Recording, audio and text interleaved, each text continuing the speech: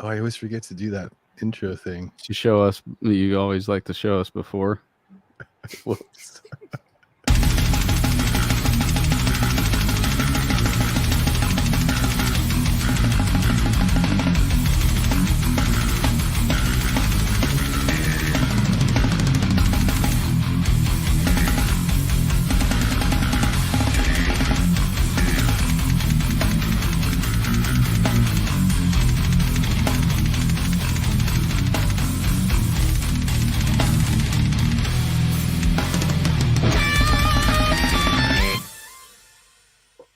What's going on, everybody? Cali Death Podcast back once again, episode 186. I am your host, Anthony Trapani, back in the studio from Paradise. Feeling a little blue, but actually very excited because of this episode. So this makes it all right that I'm back to reality. But loved you guys, missed you guys, even though I was on both of the shows. But I'm liking being back in the studio. How was Hawaii, real quick, Anthony? How was it? That was amazing, dude. I mean, come on. How could you not have a good time in like what you're seeing right there in the background, dude? That's exactly where I was for a week. I got to watch my kids surf. I got to eat a ton of fresh fish and drink beers and swim in the ocean. I surfed with the kids. Like, dude. You surfed? Yeah, dude. I think I mentioned it on the last show too, but yeah, I actually was way more successful at it than I thought I was going to be. I got up 4 out of 5 times, but it was a long board, so it's kind of easier. But yeah, dude, I had a great time. But I'm back. I'm glad to be back with you guys on this Thursday evening, and I'm very excited about this one. I've wanted one or more.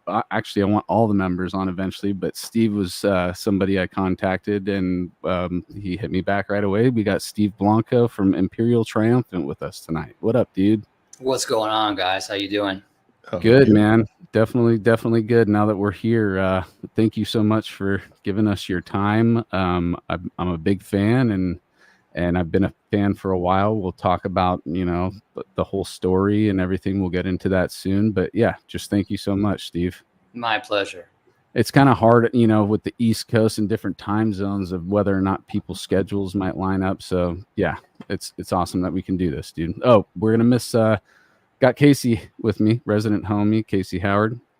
Might have Joel Horner later on tonight. The professor is out, but we will see him soon.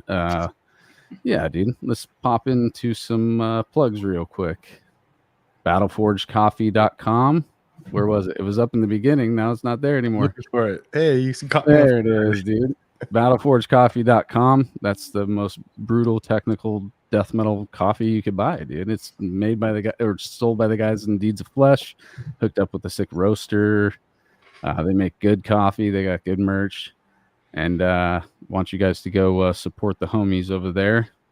GeneratorRehearsalStudios.com, Southern California, Oceanside specifically. If you're looking for a jam spot and you're near there, that's the place we would like you to go. And the homies jam over there too, so you might run into some people that we know. All right. I got my...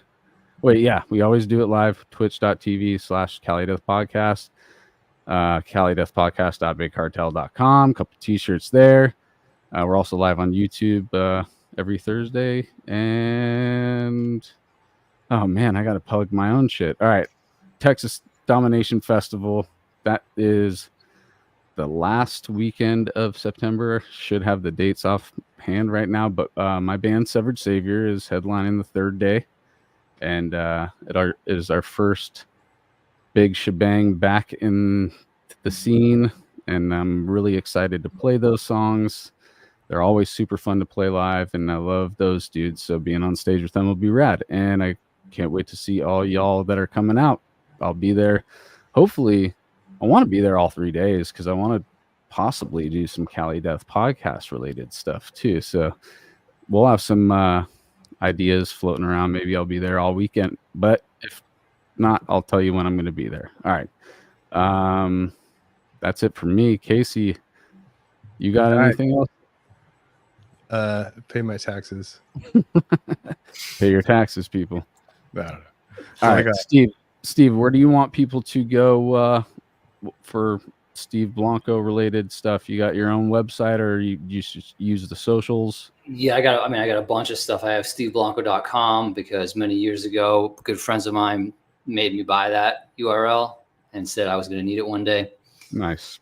And it worked out. And then you can go to my Instagram, which is Imperial_bass_guy or Musician Warrior. I have two of them. And my Bandcamp, which is, if you just look up Steve Blanco, I think it's easy to find.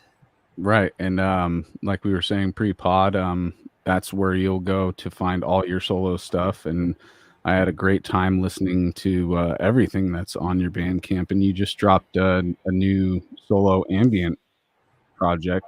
Yeah, new synth album. Totally, dude. And that's on the Bandcamp, but is that the official release date today? On the Bandcamp, it is. The official release date, like, globally and all the streaming places. Digital, yeah. Yeah, it will be July 9th. Okay. Because you were also talking about a listening party. I RSVP'd. That's right. I'd love to be there. I should plug that. Listening party July 2nd at noon Eastern Standard Time. So 9 a.m. for you Cali kids. That's right. And 6 p.m. for all my European friends. Right on. Yeah, dude, I RSVP'd. I'd love to. Even though I have already lived. So is that going to be an interactive thing? Where is it going to be? Yeah, it's on the Bandcamp, actually. I think if you go to my page and you go to the new album, which is called Hour of the Time, you can see the event for the listening party, and you can RSVP. Right on. And then there'll be a chat. There'll be a chat. I'll obviously be there, and we can talk about how great the record is or how terrible it is. I don't care. All of it's welcome.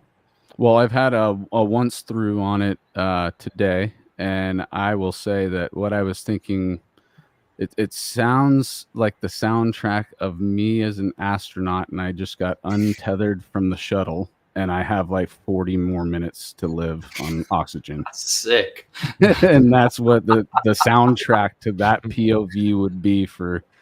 It worked perfectly. I was thinking of myself just like lost in space the whole time, dude. That's cool. Hell yeah. Well, right on, dude. So yeah, to do the quick rundown of how I came across the band was through the John Zorn project Simulacrum, which had Kenny Grosky on drums, Matt Hollenberg on guitar, and Medeski from Medeski Martin Wood on organ, and it was something that was just unique and cool to me. And then I fell in love with enough to where once that happens, I got to follow the artists down their own rabbit holes, and I got to Imperial Triumphant through Kenny and immediately fell in love. Vile Luxury was the first record that I listened to, and it was just at a time in my life when things don't excite me as much anymore. I've grown thin. I've been, going through record bins for, 20 plus years trying to find the new stuff that still gets me excited. And that just like after year after year after year after year, it's fewer and far between. And Imperial was one of those groups that I truly fell in love with because of the very unique aspects of the band, two or more genres that I love, but I always say that it's like when I try to explain this band to people, it's jazz played through like an extreme Black and Death prism, and what comes out on the other side is how you get to, an Imperial Triumphant. But for me to even say that, I still feel weird because it still seems like I'm boxing you in, and there's way more layers to it than what I just said, so it's just something that you need to experience for yourself. You need to have the right, capacity to listen to avant-garde experimental music, and then you get it, So yeah, dude, long story short, that's how I found you guys, and that's what I think of you guys. You guys are important to me. Alphaville was album of the year, the year that came out for me personally. But yeah, dude, and your bass playing on all those records is innovative, cool, and unique, and I love it all. Thanks so much, man. That's cool. Yeah, dude, definitely. And now that we can have you on the show, I get to go further and get your personal, explanation of your existence up to this point, because we like to talk about as far back as you can go in your childhood. Start at like the birth of a star. Well, but we could talk about music from my musical. That's pretty much what it is, dude. I just want to talk about like when art or music came into your life, the earliest memory you can think of, what it was, what the setting was. Yeah, the earliest memory I have of music is actually The Rite of Spring by Igor Stravinsky. I think because my father had a crazy like vinyl collection, record collection. Mm-hmm. And one of the records that I would put on when I was very small, like probably 4 years old or something, was this Rite of Spring recording with the conductor at the time was Zubin Mehta. And I remember the cover because it had like this creepy, like weird mask character. And that was like, that was the earliest memory of music. So that kind of, I feel like that's just sort of set me up to, you could from failure maybe, or whatever success, whatever you want to call it, like. Well, so what were your parents mainly listening? Like they put on a record, what would it be? Were they eclectic with their listening early on? Yeah, actually, the music in my house was pretty crazy because my mom, she's from Morocco. Mm-hmm. And so I grew up listening to like Moroccan belly dance music. Trip. Which was a total trip, man. And then of course that's sort of connected to like Andalusian, southern Spain, and then like, okay. When you get older, you start exploring like what the hell's the origin of all this stuff, and the Ottoman Empire and North Africa, all this crazy shit. And then my father with all the crazy classical records, and then also I think film had a big influence on me with music, because a lot of the films that I was seeing, also because of my father, were pretty crazy, like had pretty crazy wild scores, like 2001 by Stanley Kubrick, oh yeah. You see that as a kid, you don't understand anything about that film at all when you're a kid, but you're still like, I was still glued to the screen and the music, especially like the Ligeti stuff that's in, the intro, the overture and the intermission, and whenever the monolith would appear. And that music really, like, it just lit me up, so I guess Kubrick, it was Clockwork Orange for me. I had music. That soundtrack is still such a pleasurable listen today. All the Wendy Carlos stuff. Yeah, exactly. Yeah, Wendy Carlos doing all that crazy classical shit, but like totally twisted, like that's what. Yeah, like hearing the twisted Beethoven shit that was on that. It was talk about how you're exposed to certain things that rewire you before you even realize you were rewired.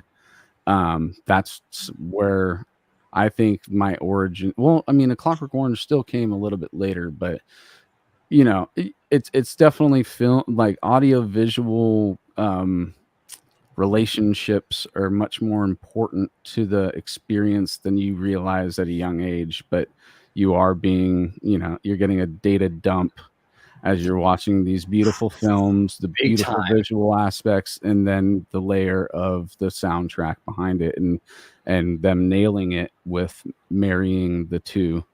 Big time, man. And of course you've chosen a great children's film, Clockwork Orange, so that's a great movie for kids to, get hip to, right? Like start looking at it. I mean, it is a good message for the kids. You just can't show the kids that yet.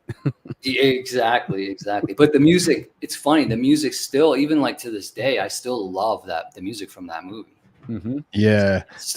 It still sounds sick, I'm looking it up. There's one song that is really crazy. I mean, they're all crazy, but like I think it's Time Steps. I'm trying to figure out which one it is, but it's like the whole song just a journey through everything. Just crazy. It's like a summation of the whole, I don't know. Movie. Yeah, I mean, all that like shit. All that shit is so deep, man, and like so. I feel like I was just fortunate, that my father was into all this stuff because I just automatically got exposure to it, not having a clue, and foreign films too, like Bergman's and Kurosawa's and Andrei Tarkovsky, getting the Russian thing going, which also had a whole nother musical thing going on, So there was a lot of like heavy music in my life, like from the time I was tiny. So killer. That's and awesome. then so when was throughout all that? And I grew up on metal too, of course. Yeah, I was just about to get to that. I was like, so when was the first, more Probably traditional middle like school, rock and roll that you had probably heard? I feel like middle school was probably like, when the full on metal thing just took over for me. But your dad never really liked any rock and roll stuff? Oh yeah, he had some like rock and roll stuff, like, Beatles records and things like that from his time, But mostly his library was like deep classical. Trip. Like I love hardcore. that. Yeah, like Then shit that middle school, when's the first so correlating with when did you start playing instruments? Did either one of your parents play an instrument? My father played a little bit, Yeah. but he was just like an amateur musician, like he played some couple of different instruments. There was an organ in the house, so that I learned the keyboard, as a kid. Yeah. There was never a piano. That was kind of like what I really wanted to play was the piano, but we never had one, so that didn't really happen. And then in school, I played the trumpet, so that got me into reading and playing in an orchestra and band and stuff like that. And then I started to play the drums when I was like maybe 12, I guess. Okay.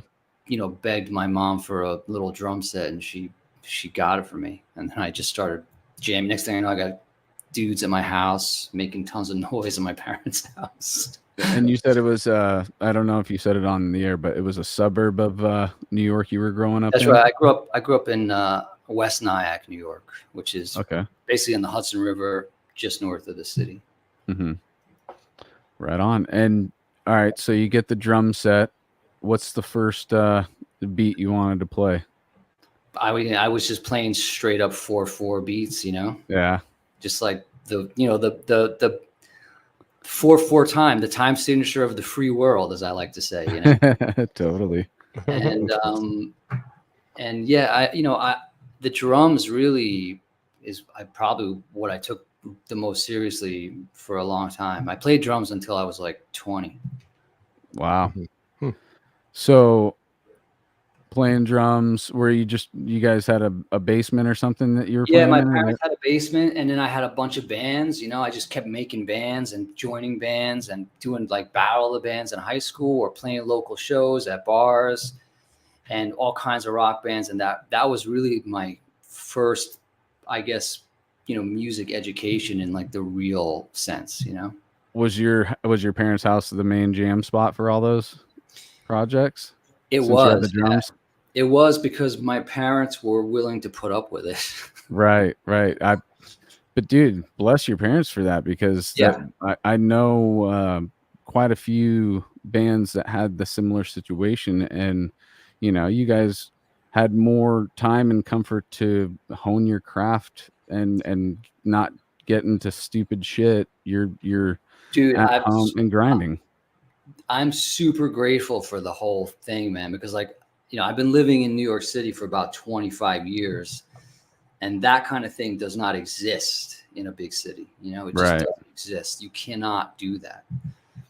And so I'm definitely grateful that I grew up where I did, even if I didn't fully appreciate it at the time, Right. Well, yeah, and hindsight's 20/20 type shit. I definitely find myself at my age looking back at plenty of versions of myself and certain things where I'm but it's like the past it's set in stone, dude. I can't go back. No, man. It was always supposed to be that way. That's the way. That's how your timeline went. That's it. Exactly. All right, so talk a little bit about the first time you were playing with other people. What was the lineup? By the way, do you have any siblings? I had a brother. He just passed away last year, actually. Sorry to hear that. Yeah, and but he was mentally handicapped, so that was a whole nother crazy dynamic in my childhood, you know. Right. But probably, well, no, definitely plays a role in me being drawn to art and creating. Mm-hmm. For sure. So yeah, friends or whatever that were playing other instruments, who came over to the house for the first time? What were you guys trying? What was the goal of that whole thing? I mean, we were jamming all kinds of shit, from like hardcore records, like old, like Black Flag, or, you know, Misfits records, to like Metallica tunes. You know, in my time, that was what we were, you know, learning basically. So at your when your adolescence was starting, what years was that? Well, high school. I graduated high school in 1991. Okay.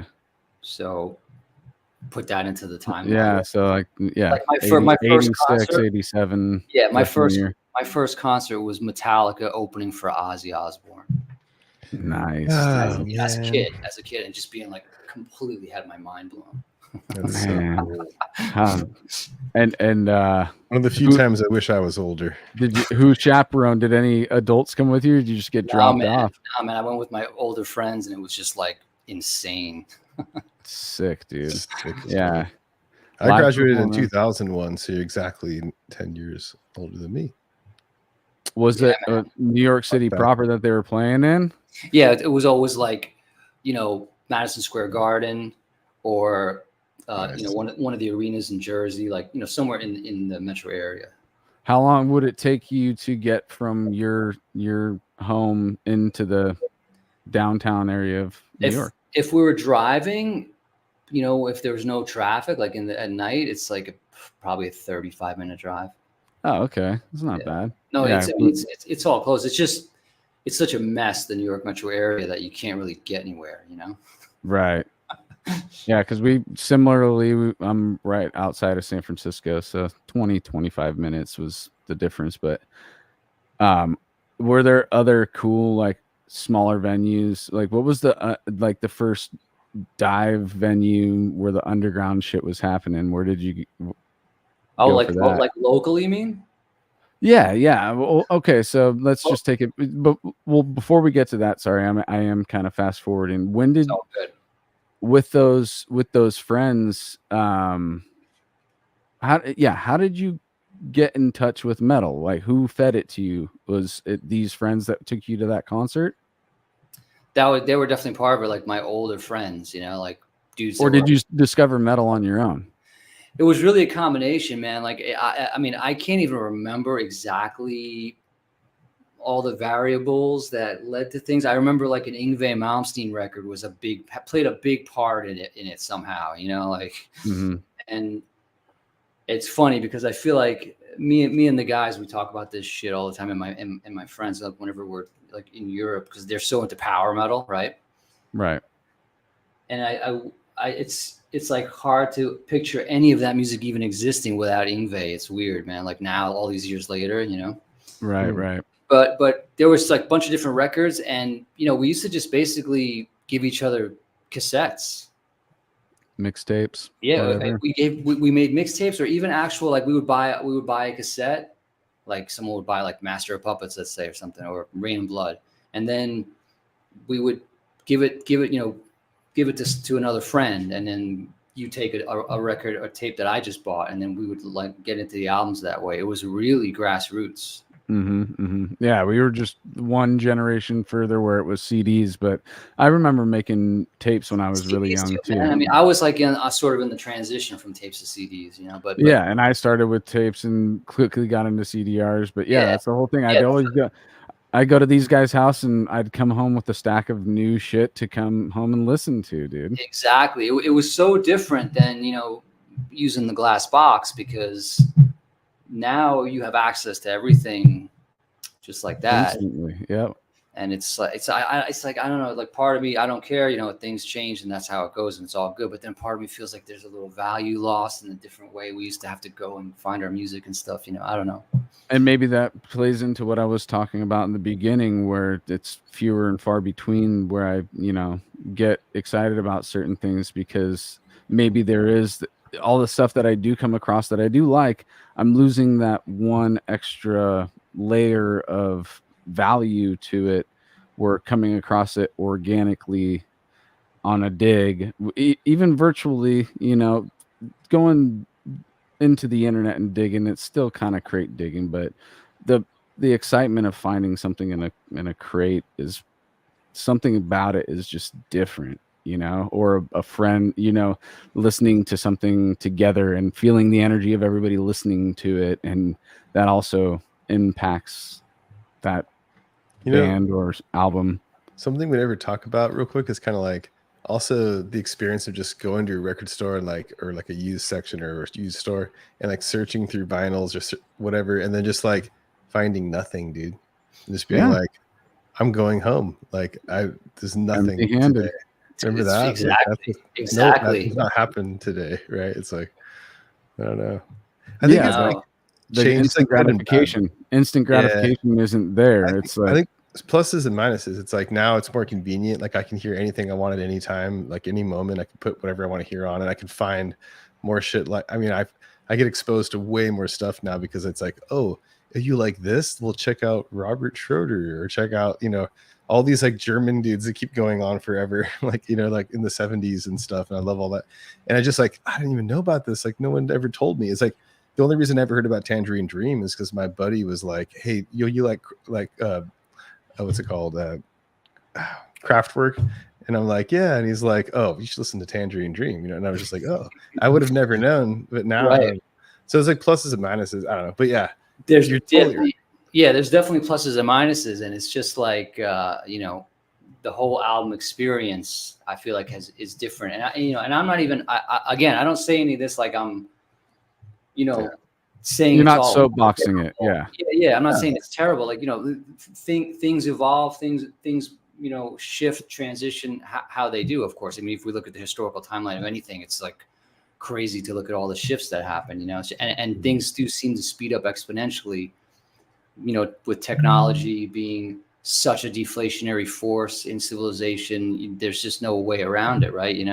But one thing I find interesting is that I don't take as much time like I used to listen to music, because I'm watching videos at like 1.5x. I'm listening to books at 1.7x. Like everything is going fast. I'm actually speeding shit up so that I can try to try to take in all the shit I want to. But music's the only thing I don't do that with, because I can't play a solo piano record at 1.5x. It sounds like absolute garbage. For a second, right? I thought you were saying that's what you did. I was like, damn, dude. No, not music. I'm saying everything else. Yeah.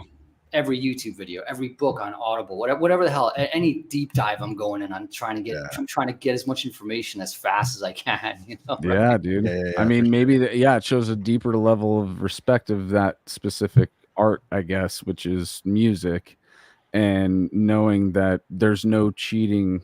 I mean, there's cool stuff that's been slowed down and sped up in the past, but the artist puts a piece of art out like in any other medium.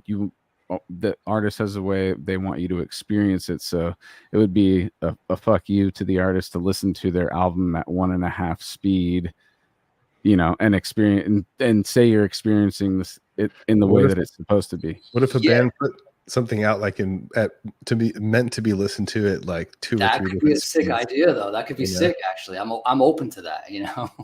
Is it a 33 or 45? Let's start fucking with the speed of information that we're all tapped into, right? Right.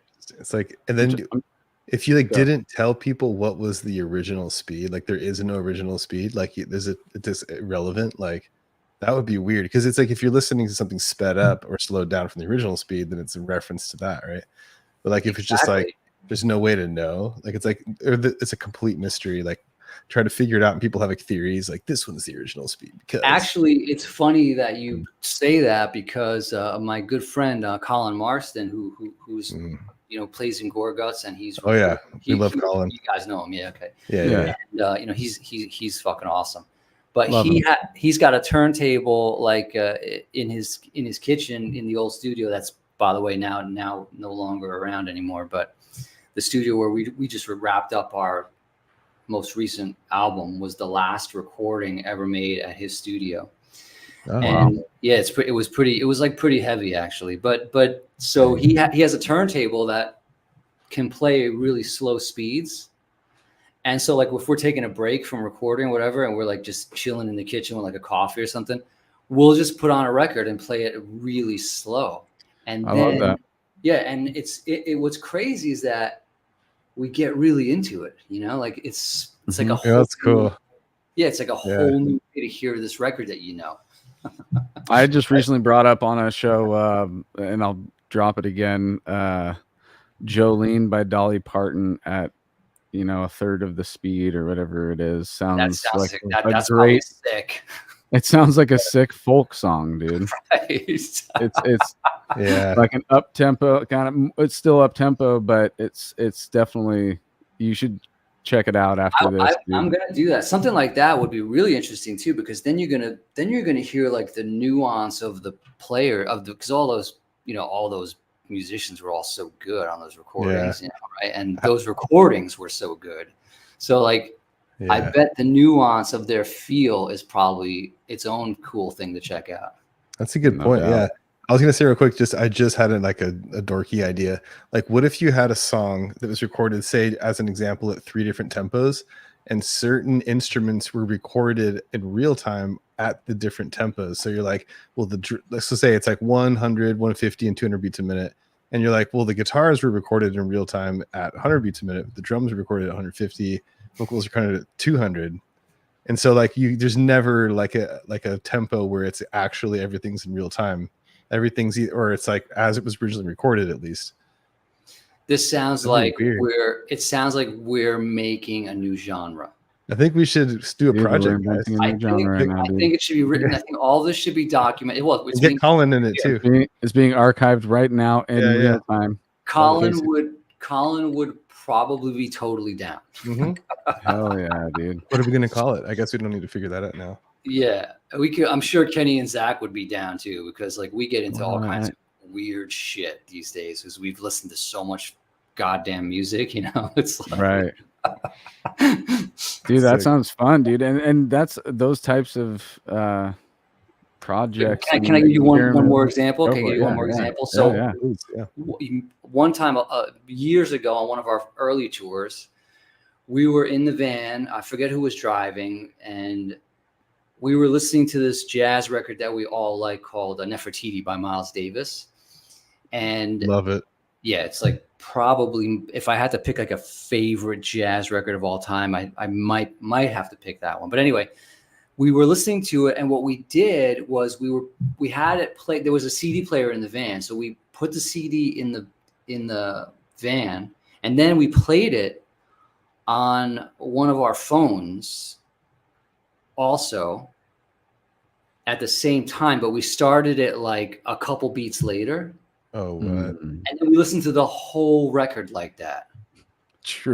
Damn. And I can't even tell you how amazing that was. Like we were all like, we were kind of all in awe. We were just like, dude, this record is so good that probably if we layered 5 of them in different places, it's still going to be a great musical experience, Like, sounds psychedelic as fuck. It was super psychedelic, man. And some of us were probably high as fuck too. Like we're just, in the back of the van and like just listening to these 2 Nefertiti's, like sort of like going like, like 2 orbits that. I want to try this. I want to try this. It was wild, man. That's all I can say.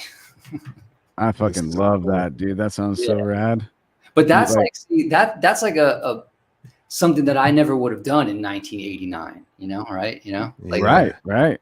Or maybe if I was a grown up in 1989, I may have gotten into more experimenting like that. But because of technology and like the way things are, you get into new experiences, So we could take that with whatever the hell that's worth. For sure. And yeah, that opens the field for new ideas like the shit we're just fucking talking about right now, dude. And that's what's cool. It's like you would need so much more equipment to do that, have that experience, and you guys are in a driving van to wherever the fuck the next show is, just fucking nighttime, you know, silliness and having this new organic thing pop up and be rad as fuck, dude. Exactly. And dude, I'm jealous, dude. I want to try and recreate that now. Yeah, it's pretty crazy. You probably could just start have one. It's like a little relay that happens. First thing you got to do is you got to get a van. It's got to be the back of a van. Step one, dude. I had another quick idea, then I'll shut up. So like rhythmic phasing, like Steve Reich and stuff, like I'm gonna go pee real quick. Stuff. What if you had like melodic phasing? So like you had two. The rhythm is kind of irrelevant. Like it could be whatever. But say you had like somebody like you starting in unison, and then one phases slowly out of tune until it becomes like an interval, like a harmony, a second, and then eventually a third, and whatever, That'd be like interesting. Like I'm sure it's been done, but like melodic phasing, like over time, it comes, one gets lower, or one could stay the same, one can get lower, or they could both travel. Yeah. I would say that was definitely experimented with in modern classical music in like the middle 20th century, like 1960, like the Ligeti era, Oh, okay. I would even go so far as to say is that he was kind of doing that in like his string quartets and stuff, where they would just like deviate, and it would start creating these weird beats, Mm-hmm.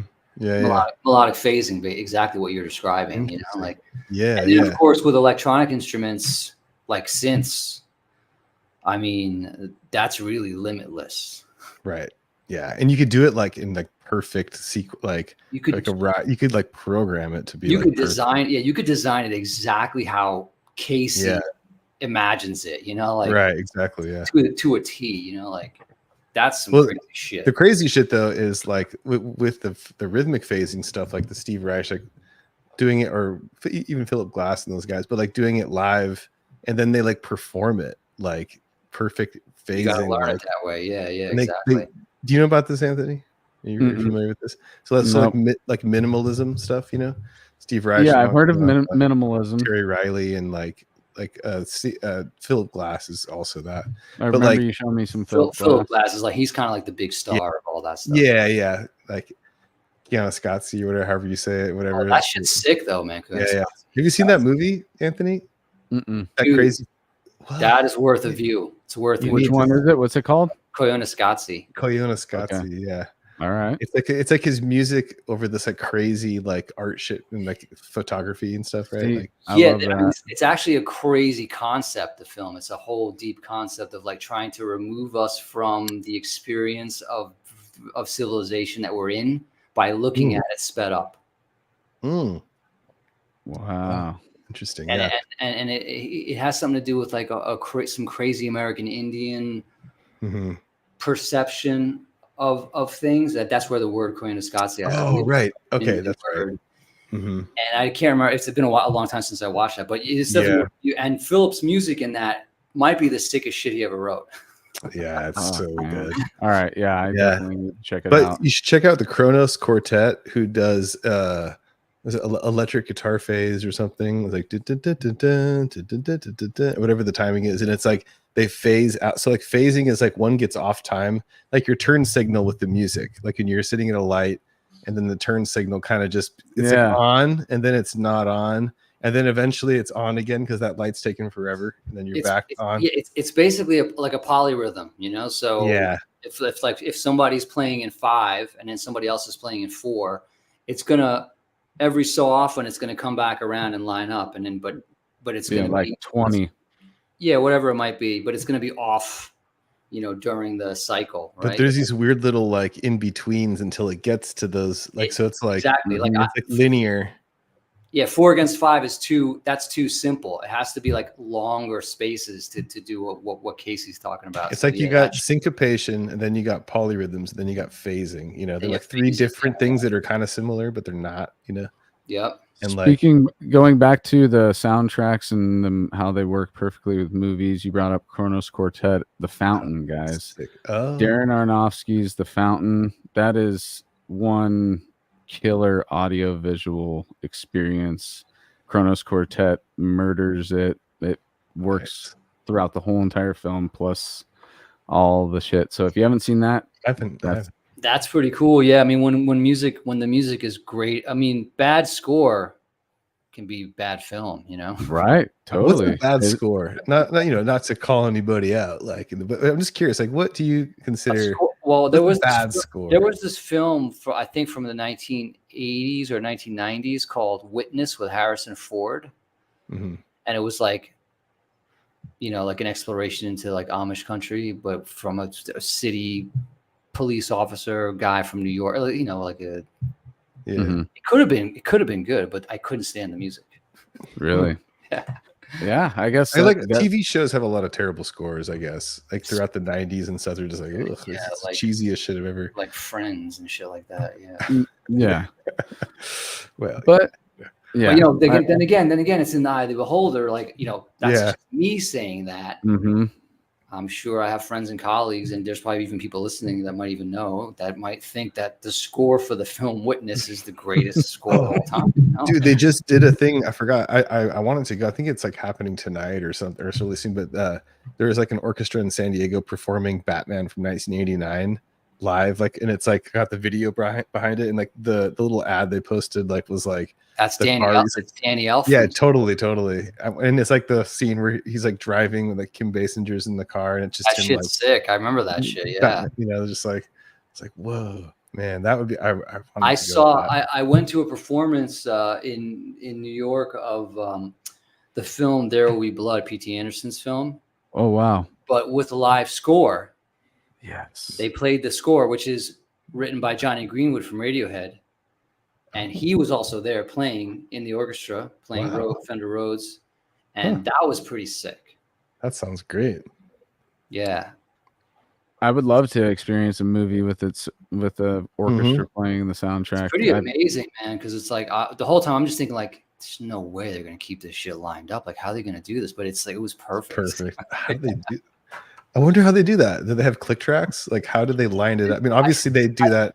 I think there's visuals that whoever's directing the orchestra is looking at, and then there's probably a ton of rehearsals. Do symphonies use click tracks? They don't, right? I don't think so. I mean, how does a conductor? That's like he's the click track, right? I've seen clips of like John Williams, like back at like recording the score for E.T. with the full orchestra in L.A. And like. Yeah, the movie's playing on a huge fucking screen, and it's got this light bar that goes across the screen in time. It looks like it was like keeping time. What? But I never really, I never got into that business. That's a difficult business. Visual like click track. That always. Yeah, or just scoring films. I mean, like at on the professional level. Yeah, like that kind of level, like where you're scoring E.T. You know what I mean, right? But but I think that had something to do with how he was keeping his cues going, but it still blows my mind. That's nuts. Yeah. All right. That's orchestral scores. So totally. We'll get more into that shit, but I just want to get back to your timeline real quick. So bands were coming in and out of your parents' spot, and what were was it all kind of the same stuff?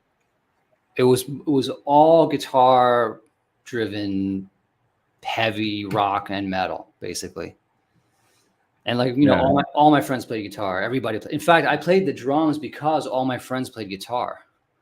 So I was like, well, why am I going to play guitar? Because then we can never make a band, Right. So it was mainly like Metallica was the kings in your guys' eyes. I use that as kind of like like a reference standard. But there was so much stuff at that time. Bands that probably, I don't even know if I would even like listening to them still, but you know, bands like Overkill and Metal Church and you know, there's a whole shit ton of metal. Iron Maiden. Yeah. Maiden. I mean, Maiden was a huge part of my music life. Huge. Hell yeah. I mean, like you had Priest and you had Maiden, and it was kind of like everyone always had the argument of like, wow, Priest had the sickest guitar players, but Maiden had the sickest tunes. You know, like that's kind of how me and my friends sort of gauged it. You know, right. Yeah, especially back in those, because you were like around, like well. Yeah, I was actually around. Yeah. Because I was like, you know, my first big concert was like Smashing Pumpkins in '96, and I was right 13 or some shit. Still cool, man. It was cool. It was really cool. Yeah. The only thing that sucked is Jimmy Chamberlain wasn't playing drums, but the dude from Filter was still good. But I love Jimmy Chamberlain. Man. But like yes, to what you were saying. And have you guys heard the newest Judas Priest album? I heard it's super good, and I haven't had a chance to listen to it. I have not. I heard it's amazing. Yeah. It might be.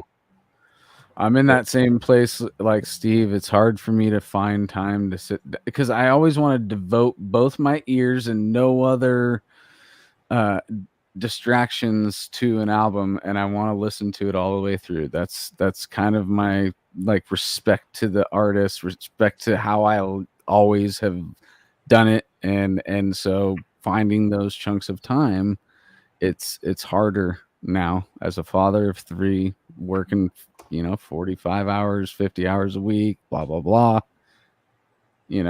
but yeah, I'll eventually peep that new Judas Priest, dude. Pardon me, might not be as new. I will too, at some point. Pardon me, fellas. I think my dog has to poop. I'll be right back. Go for it, dude. So, Steve, what was your first introduction to more extreme stuff? Like, I know Metallica, but then that branch of the tree opens up. How? I mean, obviously, I would say Rain and Blood sort of spawned me into like getting into heavier music, because at the time that record was pretty heavy, Right. And but then something else happened, and that was that I started getting into jazz.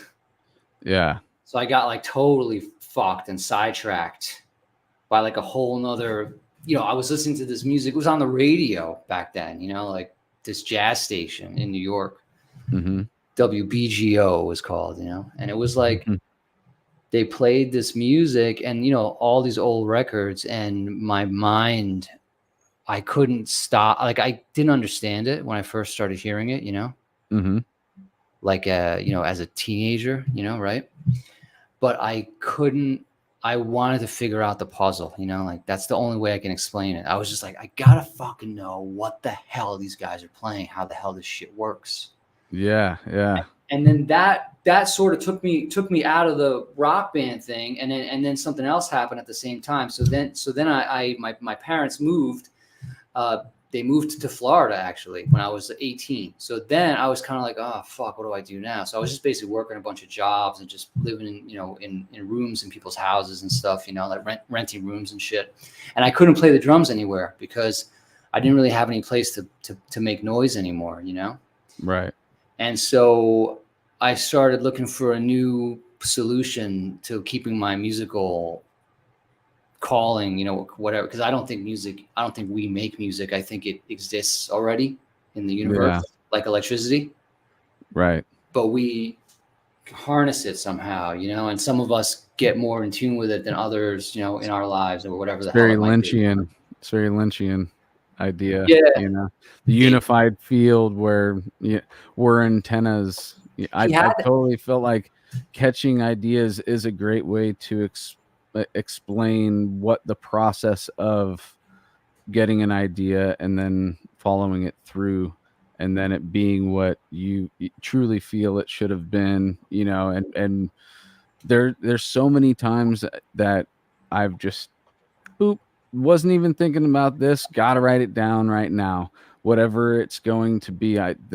That needs to be written down and then saved for me to look at later.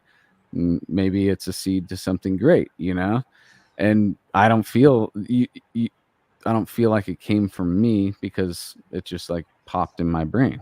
Right, exactly. Like that's how I see all of this all of the creative stuff. And I think all of life is creative. It's all a creative process, right? Mm-hmm. Problem solving is a creative process, right? Exactly. And it's funny you bring up Lynch, because I feel like didn't the season 3 of Twin Peaks that he did, right? Mm-hmm. I mean, he had a whole bunch of shit with electricity going on in there. Dude, that was super, super heavy, Electricity's been with him his whole career, but I definitely, electricity as pathways between this place and another. Right. And, I know that he's into, he's into probably a lot of crazy shit, but I know that he's into the possibility of different, vortex going to like a parallel universe, kind of like this might be a projection, Mm-hmm. There's so many different ways to talk about this, but I feel like everyone's kind of talking about the same thing. You call it a simulation, whatever the hell you want to call it, right? Totally. But something has been revealing itself to us, over time, right? Right.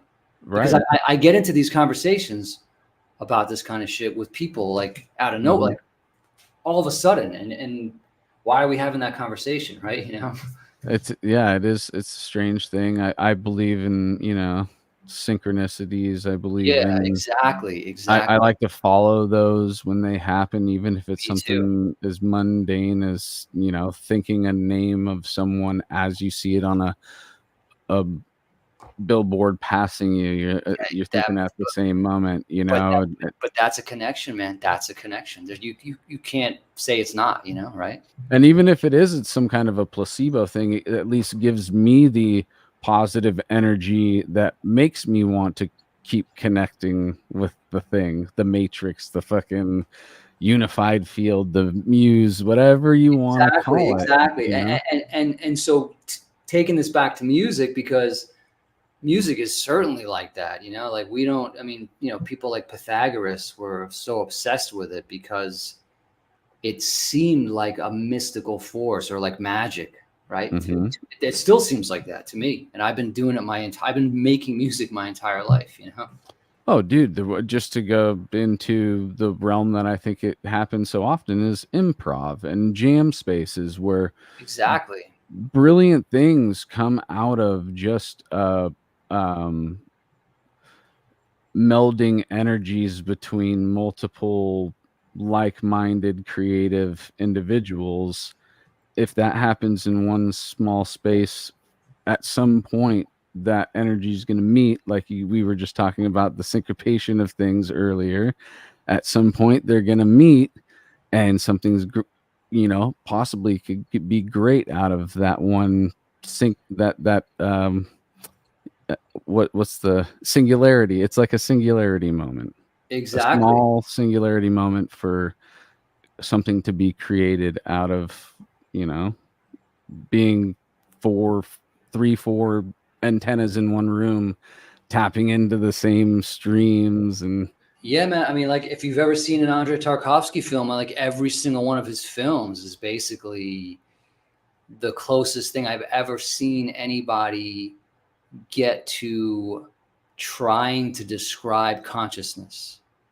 Right? Because that's the mystery. That's the big that's the big mystery, like we fully don't even really have the capacity to try, right? Explaining a voice in my head telling me to do something. Who was speaking right there? And that's only one element of consciousness. Like the whole planet, the whole whatever this thing we're in, the universe, I don't even know what it is, but all of it is the consciousness, right? So how far does it really go? Like how deep can you get into it? But his films were definitely like tapping into that shit. I feel like David Lynch, he's kind of like that too, so he's more, I mean, you could safely say he's more on like the dream realm type stuff. Like that's the realm I like to be in. Yeah, totally, dude. It's a strange one, but I mean, you ever have those? Do you ever write your dreams down or anything like that? I've tried to do that. I've tried to do that, but I went through a weird time where I just didn't remember any dreams. Yeah, no, me too. I smoke a lot of weed, so that gets in the way of remembering dreams for sure. But every now and then I'll have some blowout bangers that are straight up, you know, blockbuster worthy if they were movies of alien invasions and enough to where there was so much detail that I can recall quite a bit. And it's just fascinating to me that, you know, they say that's happening all the time, and I can only, again, catch those big ones when I'm in the right place at the right time, and I get to wake up and remember it and write down as much as I can. And it's cool to go back to those and be like, damn, dude, you had that dream. What do you think this part means? What do you think this means? You know? It's pretty cool, man. And totally.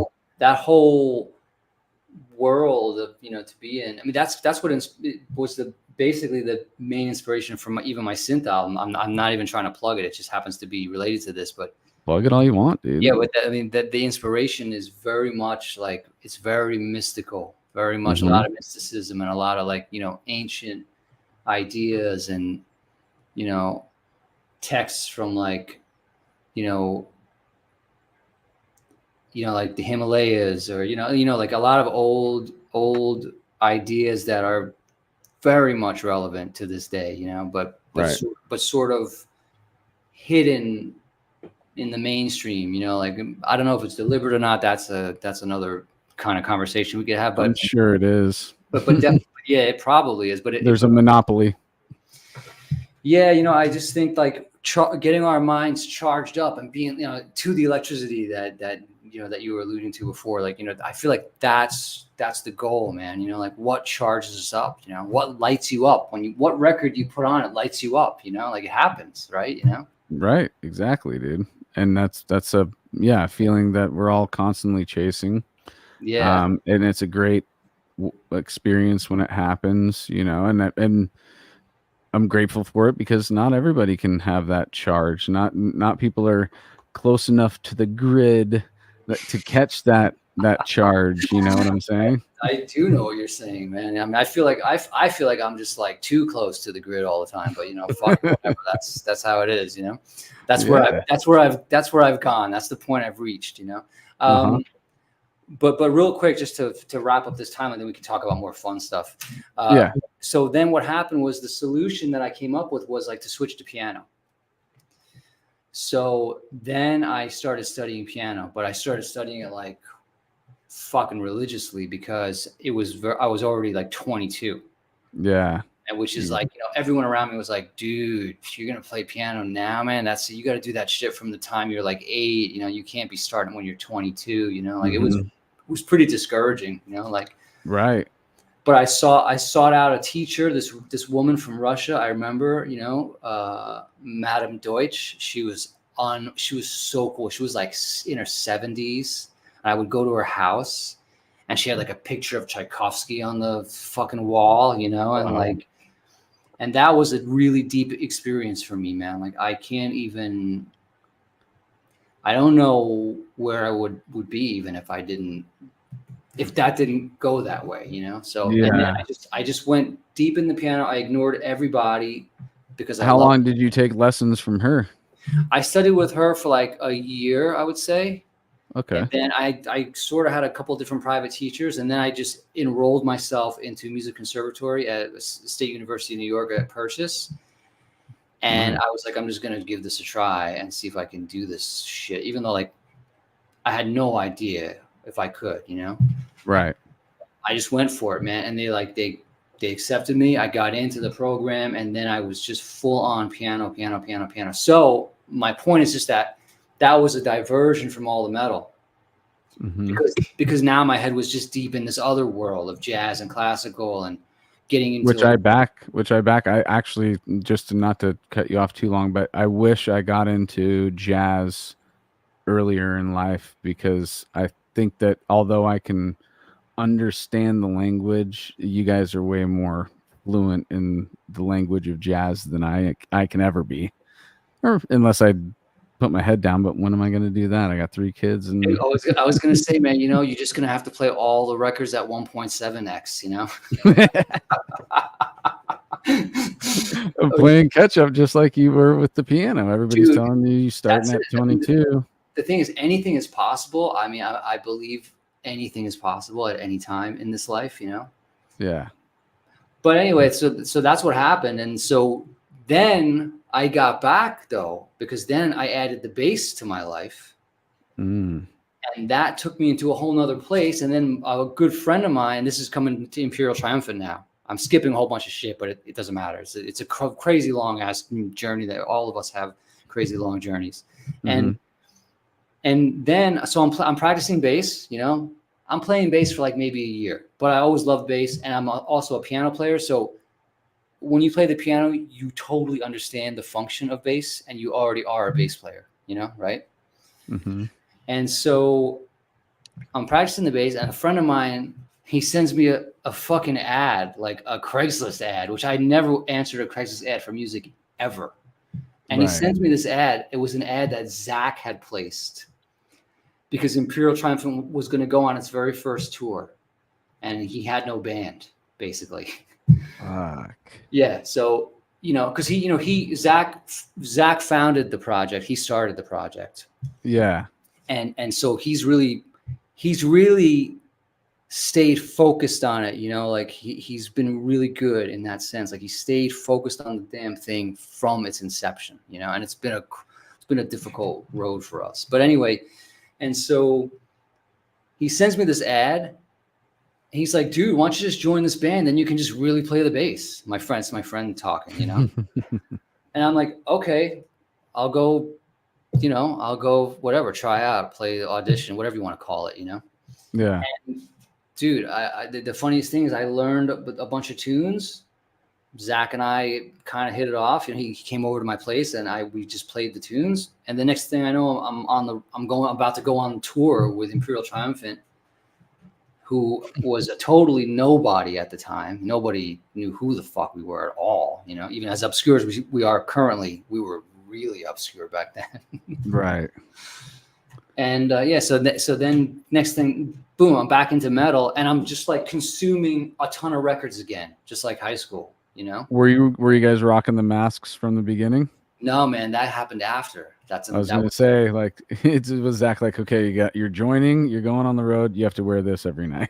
No, man, we didn't even wear masks back then. We were just like a kind of like a pseudo black metal, New York black metal band, basically, So it was pre-Vile Luxury material that you were playing when you first went out? Yeah, it was actually before the EP, before Vile Luxury, which is Incest. Uh-huh. It was before that. It was when the album before that came out. Starts with an A. What is it called? Abyssal Gods. Abyssal Gods, yes. Right. And so when Abyssal Gods came out, that's the tour, basically. And it's crazy because Kenny also wasn't fully really in the band either. He was kind of just session for the tour or whatever. Yeah. Well, Zach had 2 drummers that he was sort of like, because Kenny joined a little bit later, his original drummer, and then the band turned into the 3 of us, and then that's what we've managed to stay together, which is that's an accomplishment unto itself. Totally, dude. And it's like just the power trio, we became like an obscure, fucked up Portal-ish type of metal Rush band, Totally, dude. Your guys' interpretation of Rush is by far one of the most unique and coolest versions of a Rush song I've ever heard, dude. I still can't believe we did that song, but we were just like, fuck it, let's do this Rush song. Hell yeah, dude. Yeah. All right. So then you do that tour. How was that tour for you guys? I mean, dude, it was like the bare bones, crazy, sleep on the floors, the typical kind of thing that you hear about for small bands, Waffle House, Motel 6. Oh yeah. Motel 6, that would be like luxury. It was like I know. People's like, weird basements and shit, you know? Yeah, but you're sleeping in that basement like, oh fuck yeah, we didn't have to get the Motel 6. We got extra extra $100, you know? Yeah, that's right. Which will most likely go into the gas tank. Yeah, I mean, it was good. It was good because I learned, like, I don't want to get too serious, but like I learned that I was in the company of people who want to work hard, so we just worked our asses off, basically, you know. And we were actually touring with another band, Thanafaxath. I don't know if you know those guys. They're from Toronto. They're a great fucking band, man. Amazing band. I'll definitely check it out. It doesn't sound familiar. Thanafaxath, really, really cool music, man. Like really good music. And so it was us and them, and that was the tour, and it was a wild time, man. But yeah, with all the trials and tribulations of touring, I still now later on down the road, just like I've really only attained most of the positive memories.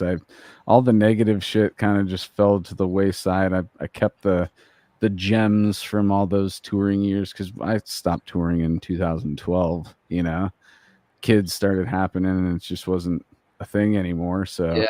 But I appreciate all the time that I spent out on the road with these guys, and yeah, I'm just thinking back to our first tour and how that felt. And yeah, even though those weird things can happen on those tours, I loved doing it still, you know.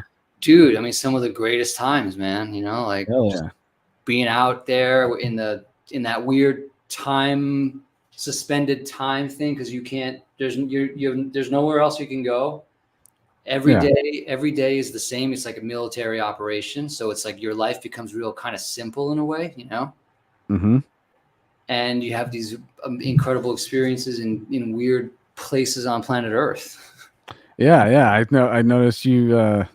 We're fast. I'm going to fast forward again. The little reoccurring thing when you're on tour is you like to try the snacks of the area. Oh yeah, like the dirty snack thing became like that. Actually, you know what, man? That you've toured, so you would understand this. Like, that just became something that we started doing on tour, like, because when you're on the road, you just start finding things to do, you know, right? Because there's a lot of time, there's a lot of downtime where you can't do anything, you know. We mostly become more like children when we're out on the road. The only time we have to adult is when we have to adult, and the rest of the time we kind of just act like kids out there with a little more, you know. That's right. And brain capacity. That's it, man. That's it. Like, when I accidentally bought youth boxers at Walmart, like a weirdo, that I couldn't wear, and I was like, "Fuck!" They're on sale. I was like, "Damn it!" You actually had to, and you just stretched them out. No, I threw. Dude, come on, you joking? I made a joke like I kept wearing it, but yeah, right, dude. Dude, come on. How did you not, dude? That's the thing. You got to like read, like Y is not, that means youth, like size, right? You know. It's like, no. What'd you think it was, like yoked? Dude, I got yoked junk, dude. I was desperate, and I was, you know, not thinking straight, and didn't buy the right, you know. Wasn't, I don't know how that happened. Okay, what happened was some bad person put it back in the wrong rack, and yeah, fuck that guy. You know. So, but that was probably mom too, if they're dealing. I forgot about that. Jules. Yeah. Anyways, sorry, that's stupid. But that ignore me. That experience means something. Yeah. Well. You were supposed to go home with the wrong boxers, with the kid boxers, like, and somewhere it may not reveal itself now. But all right, at some point in your life, you might think back about that experience and be like, "Holy fuck." Yeah, that's why that shit happened. You know. Yeah. Like, I still got them. When I run out of regular size, I have to wear those for a couple of days until I do laundry. No, I'm just kidding. No, but okay. So tour shenanigans, Steve. Tell us some tour shenanigans stories. I want to hear. What are your favorite? I mean, we don't have a lot of like insane tour shenanigans stories because we're pretty chill. You know, like we're pretty chill dudes. Well, chill shenanigans, just funny stuff. But weird things do happen. You know, like there's always like the usual type of tour stuff, like, you know, having to use a bathroom that has no door on it in front, in like when there's people everywhere, like, you know, loading into a venue, for example. You know what I mean? Yeah, totally, dude. Venues have really nice bathrooms, don't they? I mean, yeah, that's the thing. It's like, you know, the rock bar vibe. Yeah. Hey, that's what it is, man. It's endless amounts of stickers and, you know, yeah, dirty writing on the wall. And, you know, that's like, we're literally the kids that we are, like Anthony was saying, you know. The more stickers there are in a bathroom, the sketchier it is, for sure. I've never been walked in more while I'm taking a shit than when I was on tour. There's so many bad doors or no doors or weird stalls where it's like my head is above the. I'm sitting on the toilet and the dude who's pissing could like look down and be like, "Everything coming out okay?" You know? Yeah. and you just gotta fucking deal with it. You gotta just be like, "This is my reality right now."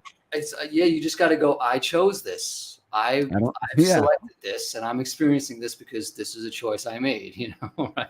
Totally. And it's just like, this is a story that I'm gonna keep telling. But all right, so then you guys come back from that tour, and do you guys start writing Vile Luxury after that? Well, no. Then we did Incest, that EP. Oh yeah. Sorry. So we did that. Like Vile Luxury, I think was all. I feel like it was like a couple years later.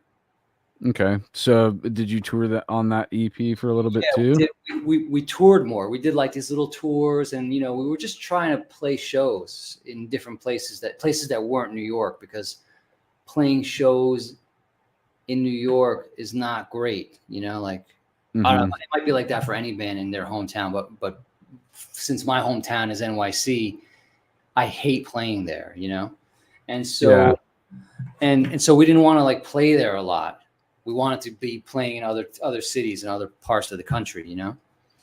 And how would you guys pitch yourselves? Like, because I would think that it's hard to fit that Imperial Triumphant puzzle into things, you know. Dude, it was rough. It was rough. It's still rough. Like I still don't even know. Like I always tell people we're an extreme metal band because I don't really know what else to say, you know. Yeah, it's hard. It's you have to experience it. You can't really explain it without. It's and I had this thing my whole life, and I'm sure you have too. There's been so many times where I try and introduce a friend or somebody to something, and they just don't speak the language, and you're just trying to get them to understand that this is great from my perspective, you know. And some people just hear it as a foreign language, you know. I don't know how you get to. You'd have to do some deep dives to fully appreciate an Imperial Triumphant, right? Probably. I mean, I don't really know because, you know, to me, it sounds totally harmonious, you know? I totally agree. I mean, obviously, I wanted you on the show because I love the band and I've experienced it, you know, for quite some years, and it's just hard to it's kind of like there's a side of me that is selfish in the sense like, yes, it's mine, you know, nobody else can understand it but me. My ego is just like, haha, you're greater than ever, you know. But in reality, it's just because I enjoy avant-garde music. I enjoy feeling tension while I'm listening to music. I mean, I brought it up before. Tension and release is the main ebb and flow of listening to anything. And, you know, more tension is kind of harder for people. Certain uncomfortable aspects of listening to your music. People some bands don't have any release though. That's another interesting. Like I feel like Orth Realm's kind of like that. You're just like, there's not really. They're the ultimate edgers. They just keep edging the whole time. You know, and I love Nick Barr. I mean, I'll use Portal. I'll use Portal as an example again because, like, you know, to me, those records I fucking love every goddamn note on them. You know, like everything sounds amazing to me. Everything about that band is not stupid. None of their choices are dumb or cheesy. Everything is just fucking like great taste. That's what those guys, whatever the fuck happened with, however they came in to be, that's what it ended up being, you know? And I got to see them play once, and that was one of the heaviest fucking sets of my life. I'd never seen anything that heavy, you know? And but then I forget that it's all subjective, right? Because everything is subjective, right? This whole thing is perception. I mean, you know, so like I think, oh yeah, my friends that are, you know, in my colleagues in the metal industry, that everybody must love Portal, you know, like that's where I start to think that, right? You know, and then it's just, I forget, like, no, that's not how it is. No, it's not. Right? You know, it's like, okay, but you know, it's really subjective, and a band does have to grow though in order to be able to continue. Right, and stay true to that idea. Yeah, and unless I was independently wealthy and bankrolling this as an art vanity project of my own, you know, like it can't, it's not sustainable. There has to be some type of business connected to it. I like that vanity project. That's I haven't heard that. I like that. Yeah, like that's kind of what those kind of things are. Like if someone is like, you know, super wealthy and they can just make whatever art project they want, but they pay for every single thing themselves. They don't have to worry about anything, right? You know, I think Andy Warhol was like that, you know, and you know, so then they don't care. They live in a different, basically live in a different set of variables than the rest of us, you know, right? Yeah. But as a band that wants to keep going and wants to keep making music and keep sharing ideas and music and experiences with people, because that's really what the whole damn thing is about, you know, like it's connecting with people, you know. Yep. And so in order for it to be sustainable, it has to be able to grow, you know, like just like anything, like a shark. Yeah, dude. Keep swimming. Right. I mean, like they can't swim backwards. They have to constantly eat, right? Dude. Or they just speaking of sharks, dude, a dude died like right around the corner of the beach that I was surfing on while I was there. And he's like an actor or some shit. He was in Pirates of the Caribbean like? 4. No, I well, knowing that I had all my children. Anthony, what happened? I missed the first part of that. So you brought up sharks, so I kind of just started talking about how there's an actor of some saw a guy get killed by a shark. I didn't see. No, I didn't see. I said right around the corner from where we were surfing while we were there at some point during that. Yes. A dude got chomped and killed by a shark, and I think he's an actor or some shit too. I guess he was in Pirates of the Caribbean 4 or some shit like that. Wow, he was crazy, dude. And I have my kids out there. Next thing you know, you're actually in the movie Jaws, like rounding up your kids, going, "Get out of the water! Get out of the water!" It's a weird thing to be like, "Oh, these are the most beautiful parts of, you know, to snorkel in and see wonderful sea life that you'd never be able to see, but watch out for tiger sharks, dude." Dude, I mean, we got, you know, there are some beautiful beaches right here where I am in Florida on the Gulf Coast, and there's sharks there, man. You know, they got those. Yeah, I forget the ones that are the most. There's some that are more aggressive, like the smaller ones. I think it's the reef or tiger. Or one of those. Right. Like, and they're actually more aggressive than the big sharks. You know, and they'll they'll chomp you. Yeah, I guess the great whites, if you get chomped by a great white, they're usually being territorial or like they're just checking you out. Actually, they're kind of curious. Are you food? And then they take a little bite and they're like, "Nah, you guys aren't fatty enough. I need to go get me a sea lion or some shit." I mean, sharks are wild though, because they're so prehistoric, you know, like so. Dude, I've already brought it up on the show, but I'm going to bring it up again. An encounter is like a weird, like connection of like, you know, millions of years, you know, right? Yeah, I mean, what they say, sharks are older than trees, dude. They've been around for a long fucking time. Wild. Yeah, what are those? There's like a certain shark that can live hundreds of years still. That's basically a prehistoric shark that's still living today. It's like Can't all sharks green live something. What is it? No, it's a green something. I forget what it is, but they're we got to break out the shark chart. I know they're trying to like carbon date their eyeballs or some shit to find out how old their oldest. Here we go. Oldest shark in the world. Let's see. Yeah, Greenland shark. Greenland shark. Interesting. Between 250 and 500 years they can live. That's absolutely insane. Jeez. Yeah. Same thing with sea turtles too. Those they last pretty long. Oh yeah, they live a long time. They live like 150 years and shit. Yeah. The simplicity of just grabbing moss and staying away from sharks. Dude, the animal kingdom is unfucking real. Alligators and shit too, right? Oh yeah, we got those where I am. And you got those. Damn. Yeah.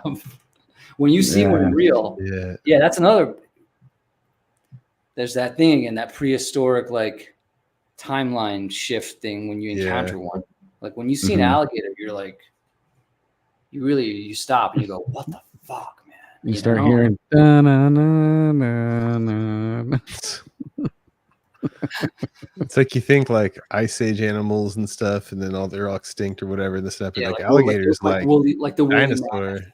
Yeah. Like where's the woolly mammoth and the saber-toothed tiger? You know, like. But the alligators here, you know.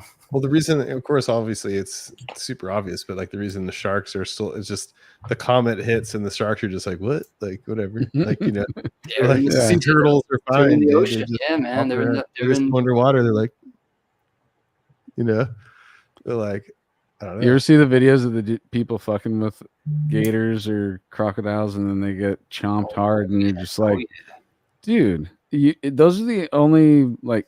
Videos of humans getting seriously injured that I don't really flinch at. I kind of like, yeah, dude, that's what you get, you know. It's like you took that shot, you took that chance, man. It's like bears too, man. Oh fuck, I'm so scared of bears, dude. Because I like to camp. If you're into hiking, you know, like I love hiking, but like the bear is always like the thing that's on my mind. You know, I'm always the scariest shit ever. I saw one once too. Really? Yeah. Yeah, up in the northeast of the U.S. Really? Near where I grew up. But yeah, I saw a bear on a hike, and I was just like, "Fuck, I don't really like seeing this bear." You know? I don't like this. I wouldn't like it either. Dude, Google hairless bears, and you won't sleep for like 3 nights. Dude. Oh, that man. shit is horrifying. I was on a break at work today, and I showed a couple of dudes there. I was just like, "Hey, you guys know about hairless?" They're just like, "What?" We were just talking about random crap, and that. Have you ever seen an owl with no feathers? Oh yeah, all that shit. There's basically nothing to it. Yeah, it's just bones, dude. Dude, owls are incredible. I've had a couple of encounters with owls, man, that just fucking absolutely mind fucked me. But they're aliens, right? Dude. They might be. I know. I thought owls were aliens. They could be. I have no idea. They're definitely like different than other animals, you know? Yeah. Yeah. And like cats. Like cats. Dude, cats are definitely like, you know, something else going on with a cat, you know? Oh, for sure. Yeah. People encounter like panthers, you know, we got, you know, California, you guys have the fucking mountain lions, the panthers, right? Yeah. Mm-hmm. Yeah. And people encounter those things, man. And they're like, dude, that's crazy shit. You can get your shit fucked up, dude. Oh, yeah. Those aren't small cats, dude. No, man. No way. Down here, they have the black ones, which are like, they look so cool, but they're not my friend, you know? No. Yeah. Not your friend. But they look cool. But they look so cool. They have so much style, you know, right? So you're like attracted to it, you know? I was watching the special. It was like, I think it's like Vancouver Island or something, where there's like the most mountain lions in like per capita. Like, wow. There's like, or at least, I don't know. Yeah, I think there's a lot. It's kind of, those things are crazy, man. They will, they'll hurt you pretty good. Like, yeah, man. I remember like in the redwoods, like in the Santa Cruz area, like all, you know, it's just like whenever I had some friends there, so I would go there a lot, but it was like just it's all about like look out for the fucking mountain lions, look out for the mountain lions. Yeah. Oh shit, out in Santa Cruz. Yeah. Sorry, this. I know, dude. But really, what trips me out is the ocean. I know I'm bringing it back to the ocean, but the fucking bring it back, man. You saw that dude. You saw that dude get fucking eaten by the shark, man. You know. I didn't see it. I just heard you were about it, close. and I You was were really close. close enough. Yeah, you almost saw it. If I saw it, dude, my life would change drastically if I saw some dude get chomped. My buddy was a lifeguard, and there was I don't want to say all the details, but there was someone that got killed. And it was super gnarly. Like the sharks, they come like underneath you, and they like, or at least this one did it, like knocks you up into the air and then pulls you down. It's like super gnarly. They come from below, you know. Dude, and that's what I was gonna bring up earlier. Oh, sorry, go ahead. I mean, it's just a brutal, and then the rest was just brutal. And then he died, and then he like there was like, you know, like all the I mean, there was like pictures of like the aftermath and stuff like that, but it was like a perfect like bite cut, like right through the middle, like just no blood, just gone, like the razors, super gnarly. Like, yeah, I was like, holy shit. Orcas like to play with their food. That's what I learned recently. And almost 40, I finally know that orcas love to play with their food, and it's they'll knock it out. They'll knock out like a seal or something, and then they'll straight up kick it 80 feet in the air. Well, cats do that shit too, man. Yeah. A cat will fucking like, you know, grab a mouse, you know, right, and then like hold it for a while, and then like put it back down, and be like, okay, yeah, you can run around a little bit, and then swat it around. Interesting, right, that's right. Just basically fuck with it, right? You know? Yeah. Oh, dude. Dude, yeah, the animal kingdom is vicious as fuck, dude. And then we try and domesticate these things, and they still have their animal ancient instincts in them. Then they think that or we breed animals to behave a certain way, and then when they do that, we get like surprised that they're behaving that way. Yeah, it's like funny. Some dude's 1-year-old got eaten by his pit bull in Brooklyn. It's like, you know, like he went out to the store and he had 3 kids. He left them in the apartment with their dog, and this pit bull fucking went nuts, and it ate the 1-year-old and killed it. Jesus, it's crazy, right? Shit, dude. And it's like this like nature switch that happens, dude. And some of these. But there's also this weird thing about like, yo, you don't realize that's a beast, man. You know, like, you have to remember that shit, man. You know, like you know, cats they're small, so we domesticated them and all that, but they're a vicious killer, right? You know? Oh yeah, dude. I even heard that if you have a cat and you die in your place, like it's gonna be only like a day or 2 before that thing starts eating you. I mean, that's it, dude. I would believe that it's possible. It's just I grew up with cats, so I mean, I love them. I love the fuck out of cats, but still, like they're definitely vicious killers.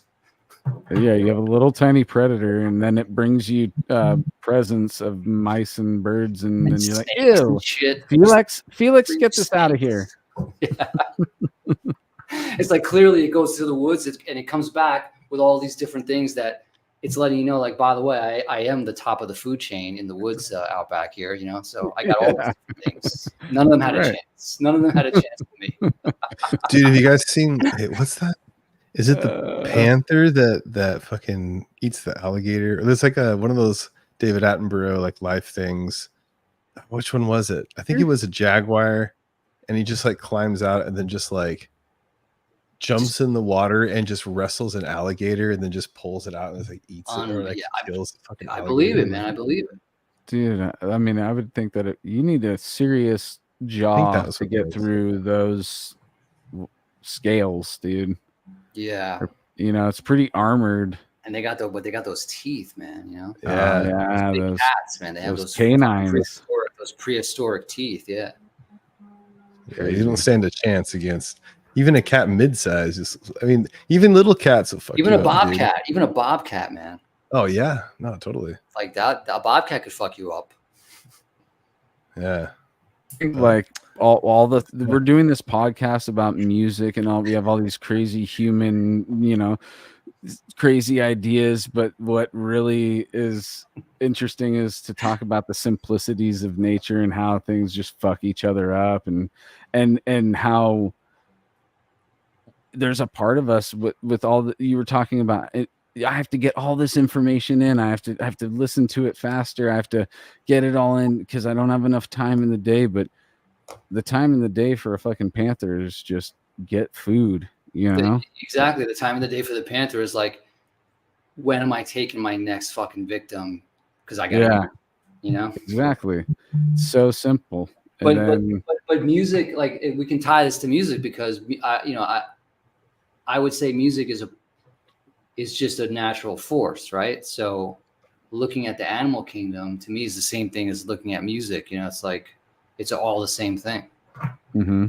No, I totally agree. And I us agree. Too, even though some of us might be aliens, I have no idea. Like who the hell knows? Definitely seems like there's different kinds of humans on this planet that some of it doesn't totally make sense to me, right? But who the fuck knows? But anyway, but even looking at that and looking at the animal kingdom, like we learn everything from that shit. Yeah.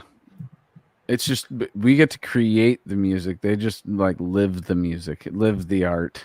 They don't even realize, Well, unless you're a bird. I was gonna say, what about birds? Oh shit, man! Birds? I just got put in my place, dude. Or whales and dolphins. Yeah. Oh yeah, there you go, dude. Yeah. So many different. Dude, there's like Tangerine Dream songs with whale sounds. Oh, absolutely! I love that shit. Yeah.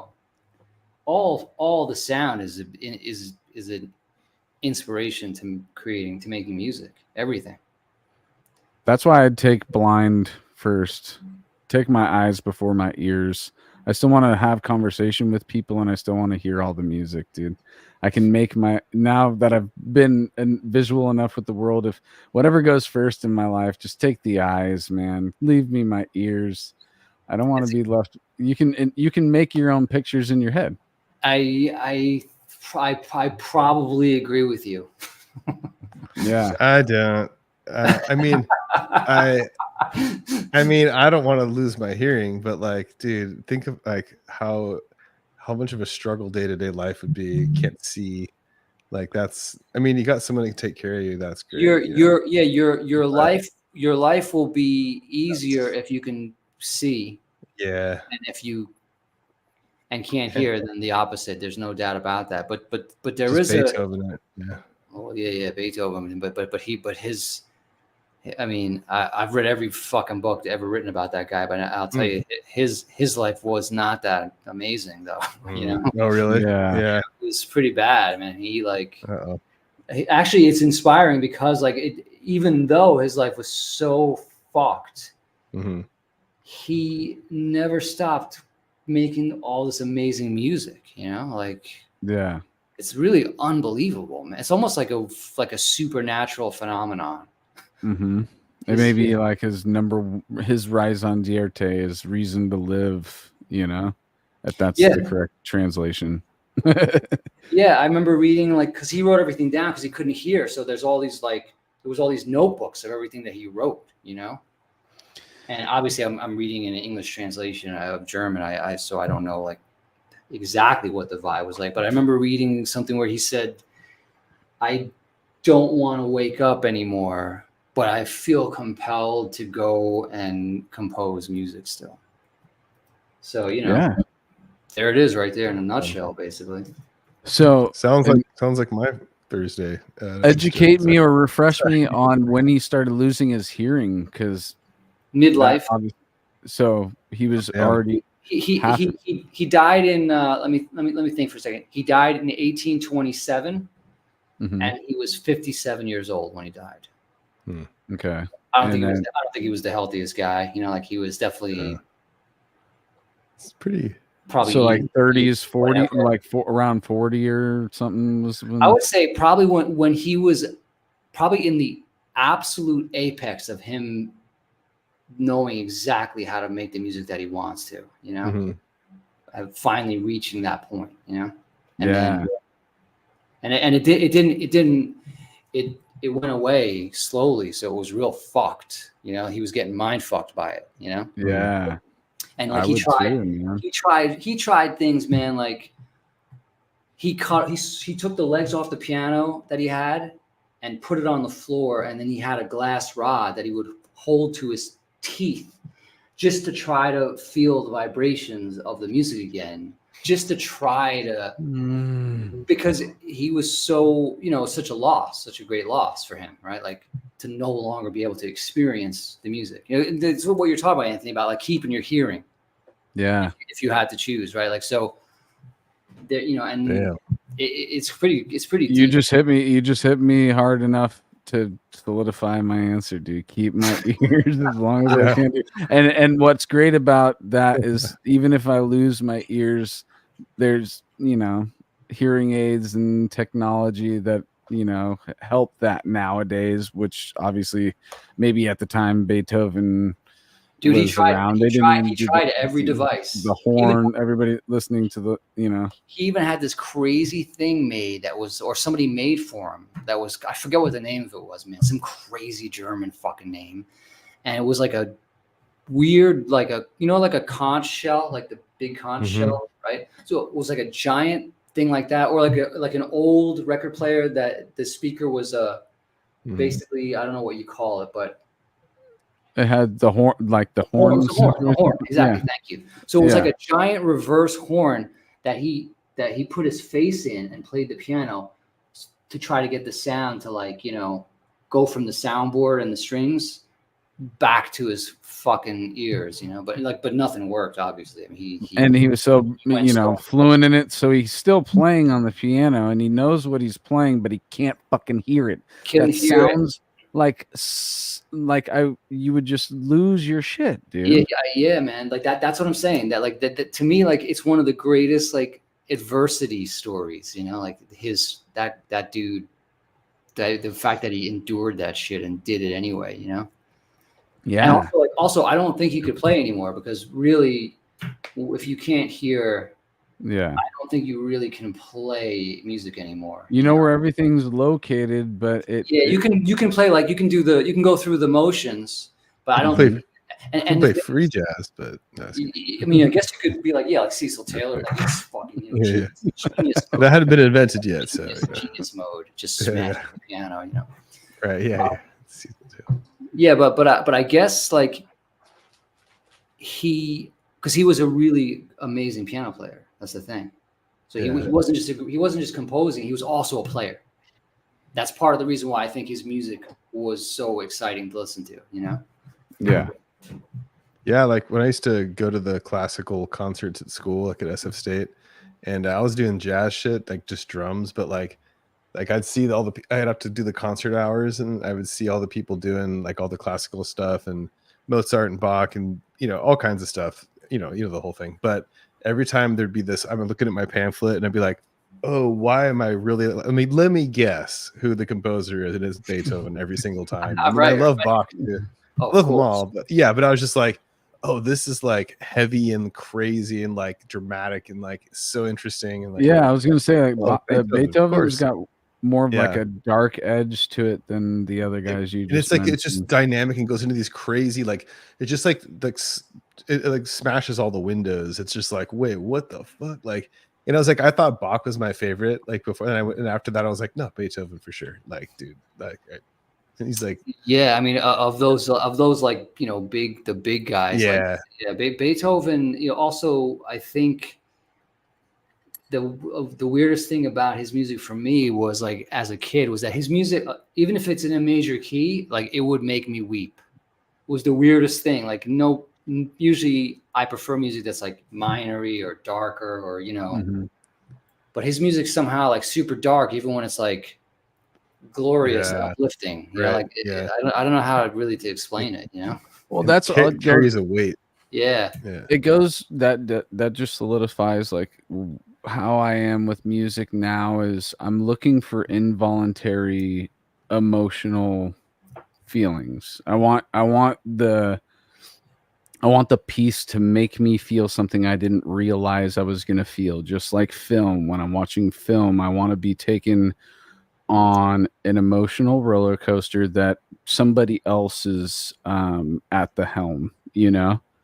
I want and when I successfully feel like I was, you know, there's certain times when you're watching a movie or you're listening to a song that you're feeling something and you realize this is exactly what the creator or artist wanted me to feel at this moment, and then you grab a hold as well, and then you fully take on that feeling in that moment, you know. And yeah, that we were just talking. I don't even know how I just got on that, but dude, I know exactly what you mean, though. I know exactly what you're talking about. Yeah, just feeling, being forced to feel something and not hiding from it. Being the guy who's at a fucking movie and trying not to cry at a part where he totally wants to feel like he wants to cry it actually feels weird to me. I just let it loose, you know. And It's you're cathartic, saying, man. It is, dude. Casey's like, no, but no, yeah. You were saying no matter what part. That's what I remember is you saying listening to Beethoven you would end up feeling like you wanted to cry, you know, no matter which. When I was a kid, his music just it connected to me emotionally, you know. Like, and I didn't understand any of that shit back then I was a kid, but I was understanding it in another way, you know, like maybe on a deeper level. So one of those songs that you guys have made is called Atomic Age for me. That song, I before even reading the lyrics, just taking the song name and hearing it from front to back, I had the epiphany moment where this is the pre atom bomb, post atom bomb. That's what you guys were doing in that song, at least for me. It sounds like there's this build up to the drop of the atomic bomb, and then after that, soundscape, it would be post atom bomb drop. And am I missing the reference on this? Is there like a song? Are you just Atomic Age? He's on one of our songs called Atomic Age. Okay, I was like, what's positive about atomic bombs? I'm saying this is a part where this is an example of me going through an emotional roller coaster through one song that Imperial Triumphant had done on Alphaville, Atomic Age. And I get it, dude. I don't know if that's what you guys were fully going for, but it sounds like the build up to the drop. It's part of it. It's definitely part of it. Mm-hmm. Atomic Age is a very big, like, high concept tune, you know, like, in fact, Alphaville you could kind of say it's a concept album, really. Because the whole record is connected, like, lyrically, musically, even the cover art, like, the amazing cover art by Sabigny. It's like, but Atomic Age is really it's about obviously it's about the bomb. Yeah. Mm-hmm. Because, you know, if that doesn't fascinate you, then I feel like there's something wrong with you, you know, right? Oh yeah. Totally. Because, like, things have drastically changed since that ever. Yeah, the single, you know, most vicious, like, single point thing that ever happened, right? You know, in the modern age, for sure. Yeah, and then Atomic Age is also the whole entire, basically, second half of the 20th century into where we're at now, like reaching AI and all that shit. That's all part of the Atomic Age, right? You know, so that we were trying to capture kind of all that in there, and there's, like, we have Japan in there. You know, like, I have the sound. I wanted the sound of the Mitsubishi Zero, you know, the plane that the kamikazes flew, the Zero. I don't know if you guys are into aviation, but I'm super into aviation. But that plane, it was a beautiful, finely crafted, unbelievable aircraft, you know, like, and it looked real cool. And I love the sound it made a specific sound. So we put that sound in there, like the actual sound, even though, like, who's gonna fucking know? But we did it anyway because, you know, I always think, well, maybe energetically it's coming across. Who knows? You know, right? It came across to me, dude. I'm catching the vibes of where you're getting it like that. And I think actually, you know, we have a lot of fans, man, that are like, into this shit, you know. So fuck it. I've referenced that song for other reasons too, and it was Kenny because, and I learned it on the show whenever I referenced it.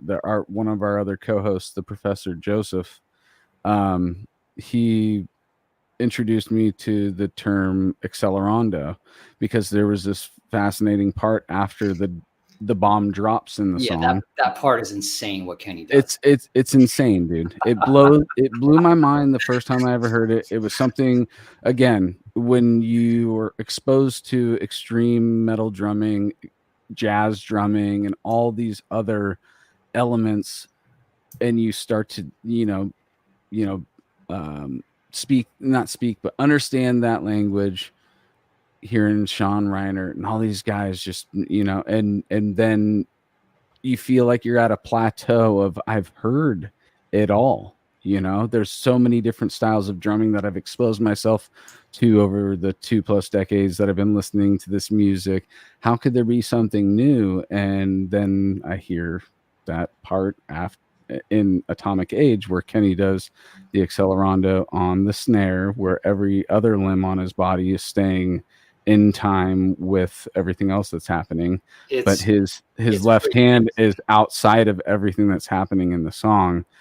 It was one of those jaw-dropping moments for me, and yes, dude, Kenny is something else, dude. Again, I found a drummer who is something else.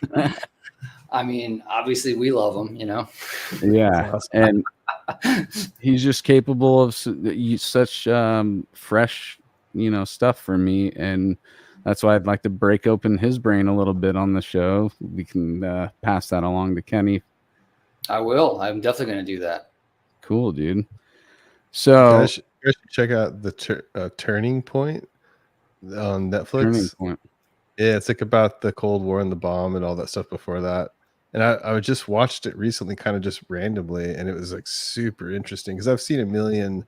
Like I used to, for years, interested in like history and stuff, and watched a lot of World War II stuff and everything. But like this is like really fascinating, all these details and crazy things about the bomb and like all that, or about bombs afterwards and all. I mean, it's just really like well put together. Really wacky after that. I never heard before. Yeah, I mean all the H bombs and everything. It's really crazy. Oh yeah, it got real crazy. Have you guys ever heard of the SAR bomb? Oh, the SAR bomb, but it's SAR bomb. Yeah, it was the biggest nuclear blast ever tested of all time. The Russians did it I think in the 1960s, I want to say, and it blew a whole town that was 35 miles away from the detonation away. 35 I do miles remember away. I remember hearing about this in a way remote extreme area, but I mean, obviously there's way more to it than I'm privy to. I'm just a fucking regular guy, but apparently it was a kind of thing where they did it and they were just like, holy fuck. Yeah, they even airdropped it. Let's never do that again. Like it was that kind of thing, Yeah, it's like what is like 200 megatons or something. I don't even know. Yeah, Casey, you've seen the pictures of like how high the food goes into the atmosphere. Crazy. Yeah. It's like 28 miles up or something like that. Yeah. And I think the Americans like registered as an earthquake, like on or like a seismic activity. We were like, oh, was there like it was like up in the northern, like of Russia, like That's whatever so they call scary, it. Dude. Yeah, it's a terrifying, but it's very fascinating. But like when you like watch, well, there was all the like starfish shit, like all the they tested and detonated bombs in space and stuff too. I think that's what it was called. Man. And then of course underwater and like all these like insane things. And I mean, I don't know. It's so great. It's just Pacific, in the South Pacific. Yeah, that shit's sad because they like people got fucked up. Crazy testing down there. Like, yeah, dude, it's brutal. But yeah, it's like when you watch that stuff and you like actually see, it just looks like something we're not supposed to see. Like it's like so crazy looking. Like it's like it does. Fuck, dude, it's so. But then it's like I don't know. Then maybe we are supposed to see it because it's all part of this giant ecosystem, or maybe not, or maybe it's fucking alien tech. Yeah. That's where you start going. Dude, that's right. You guys, I was just about to literally. I shouldn't say. I'm not trying to say you guys are as crazy as dude. me. Like, my next sentence, my sentence that I'm trying to push in right now is I'm going to put my tinfoil hat on right now. Why the fuck my whole life they've only been saying they've explored 5% of the ocean? Why isn't that percent gone up? Right. I don't know. They talk about all this like advancements in technology and exploration of the planet.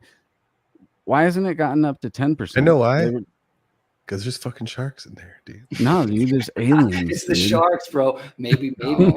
Who the fuck knows? I think what's really interesting is the dimension shit, because it's like, dude, like the whole like a little anthill next to a like freeway.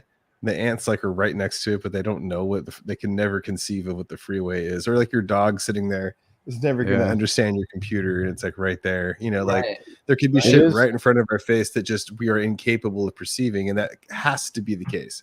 It's a different world, dude. We live on a planet with a different world. I think that the thing that is interesting about the nuclear stuff, all those bombs going off, is maybe like it upset some other dimensions that were like, what are you doing over there? Like, what the fuck? Like, is it's like rattling there or something weird, like, I don't not actually believe in aliens. I mean, of course, like I mean, it's very likely. What if we're in like a cancer cell? What if we're making a cancer cell right now, and all the other cells around us are like, what the fuck are you doing, dude? I can't rule anything out at this point. We don't know. I don't know a damn thing. You know what I mean? So I just think anything is possible. Like that technology, for all we know, could be like prehistoric. I have no idea. Yeah, dude, I agree. We pop up for a blip. Our each point of view is popped up as a blip, and we take in as much information. Maybe we can get it at 1.7. I mean, at this point in 2024, you got to do at least 1.5. You know what I mean? I think we've gotten ourselves acclimated to being able to take information in at 1.5. But how am I supposed to listen to Terrence McKenna at 1.5 when his voice is already as high as it is? It does get challenging sometimes. And then there is another drawback, which is when you watch something in normal time, all of a sudden it seems like everybody's underwater because you get so used to everything fast. Sea legs, you get that's been happening to me. Audio sea legs. Dude. Yeah. What you guys know about organoid intelligence? There's a video that I watched the other day. I was just like, this is the craziest shit I've ever seen. Say it again. What did you say? So, like Neil deGrasse Tyson, like Star Talk or whatever. Yeah. They had this dude on, and it was like, I need to watch it again because I haven't even really dug into it. But it's like, it's about organoid intelligence. And it's like scientists discuss the future of biological computing. So it's like AI, but biological. It's like not synthetic, but it is. It's like, you know what I mean? Like it's like organic AI. That's not really that difficult to I know to imagine, right? It isn't. I mean, yeah. Do you guys know this book called The Possibility of an Island by this French writer Michel Houellebecq? No, but that sounds interesting. It's so sick, man. He wrote a book about artificial intelligence, basically like an AI being that exists 25 AI generations in the future. So it's like, in the 3000s or something, like way in the future. And there's really no humans left. The only humans left are complete savages. Only the wild ones are the ones that like are still like, roaming around, and they're just like animals basically. They just revert back to, because they're the only ones that were able to survive because everybody else just followed orders and like fucking just marched them into their own death basically by the control. But the AI, the whole thing about the book is that the AI is trying to figure out where the fuck it's from, why is it here, and where is it going? The same shit that we're all trying to figure out, right? And it knows that there's a connection to this human that created it. Its name is Daniel 25. Anyway, it gets crazy, and he gets like inter-time consciousness. Like all of a sudden you're in the future, but then all of a sudden you're in the past, and like the first generation AI is having a different experience. Like it's an amazing book, man. Amazing. That's killer, dude. I mean, it's very Asimov-esque with the Foundation series. There's a lot of futuristic robots on rogue planets that they don't know why they're there because all the humans are gone. But yeah. But I mean, like, what if they were to recreate like a biological? What if we are that? Like, so the simulation thing. The thing is, that's entirely possible. Like, it's like it goes so complex and so. I don't really understand at all how this would work, but it's not what is synthetic really, and then it becomes like it can mimic organic whatever we are. As we call ourselves organic, like carbon based, whatever. Like they can create that on their own with like. I mean, if we're doing gene therapy and stuff, it's kind of in a sense like manipulating. So if they have intelligence, could create its own. Like we're kind of doing that with our own shit. Right. We're definitely doing that shit. Yeah. So like if AI could do that at a way gnarlier rate and it would be exponential, like beyond anything, and they can create organic matter, like dude. I mean, the thing is, it makes sense, really. Like, you know, that thing that Elon Musk said like a bunch of years ago in a press conference, that like people were like, you know, they fucking lost their shit when he said it. But the thing is, it makes sense. He said, like, look, if it's inevitable that we're going to be able to recreate all of this, then that means that we've already done it, and that it's extremely possible that we're already in the recreation of what we're about to recreate in the future. Yeah. Right. And so when you start thinking about that, then you think, well, then we can call it a simulation for lack of a better term, right? You know? Yeah. Then I started thinking about this thing. I read this book called The Price of Tomorrow by this guy, Jeff Booth, who's a super fucking cool, smart dude. And he knows a lot of people in high places, and he got to tour the Microsoft campus. And he said they have, I forget what it's called, but they have like basically like a warehouse size room there where they have been recreating this entire experience in the virtual world. And he said that he can't even describe what it's like when you go in there. That's how fucking insane it is, of how much they've been, you know how they do like the gnome thing where they're trying to like, learn as much about our DNA and our genes as possible. So that they can eventually make us, basically, right? Yeah. Like, or the genome. Excuse me, the genome. Yeah. So this is that same thing, except it's not the human stuff. It's everything else. And there's a company in Vancouver. He talked about it. I forgot the name of the company now because I read the book. It was a while ago, but he talked about the company in Vancouver that this is what they do. So they data mine, just like the NSA does and fucking Facebook and everything, except they're not mining our data personal, like the human shit. They're fucking data mining our environment and recreating it in this virtual space on the Microsoft campus.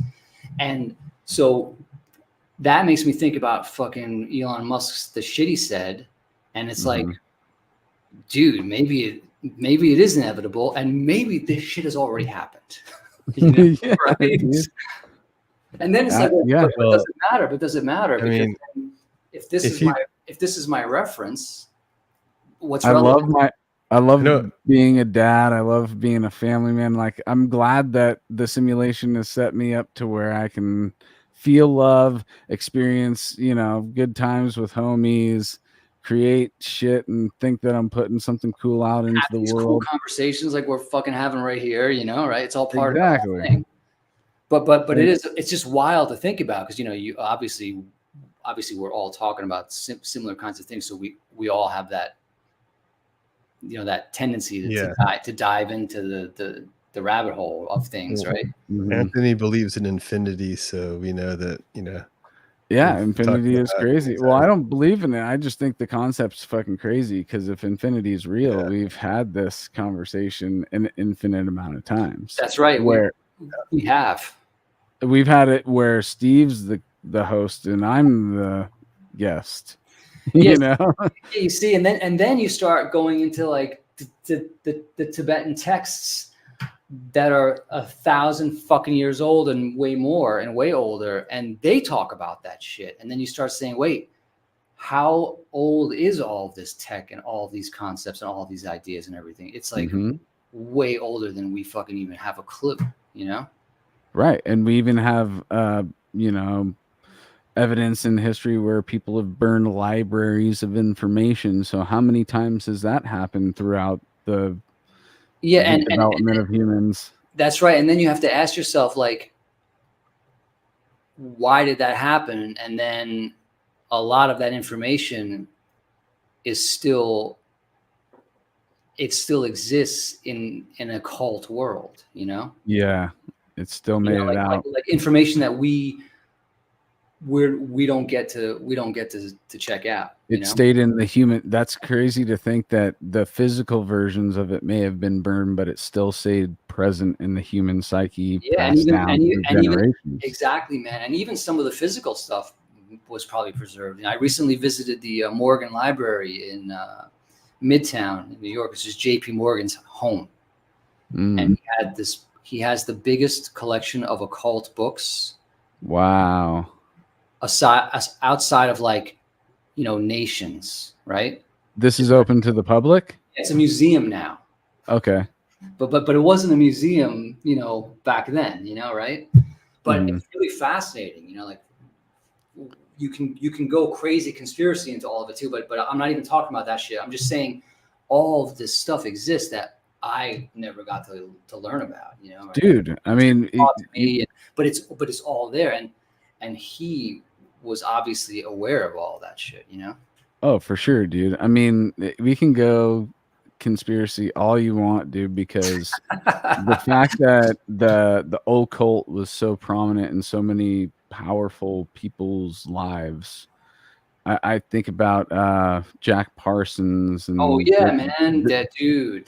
Now you're talking about how he was homies with Crowley. He was homies with fucking and all the Laurel Canyon, the whole Laurel Canyon. Who's the Scientology guy? L. Ron Hubbard. They were all at some point. They were homies until they hated. Until he took his wife. Till he stole his. That made the relationship sour. But it's funny to think that the very man that was, you know, the lab that created rocket fuel that got us to space in the first place also had ties with the occult and did rituals and all this crazy shit. And you can't it's actually, you got to dig kind of deep to get to the people who talk about that version of that, because, you know, mainstream science doesn't want their No, man. NASA doesn't want to be affiliated with a sex occultist, you know?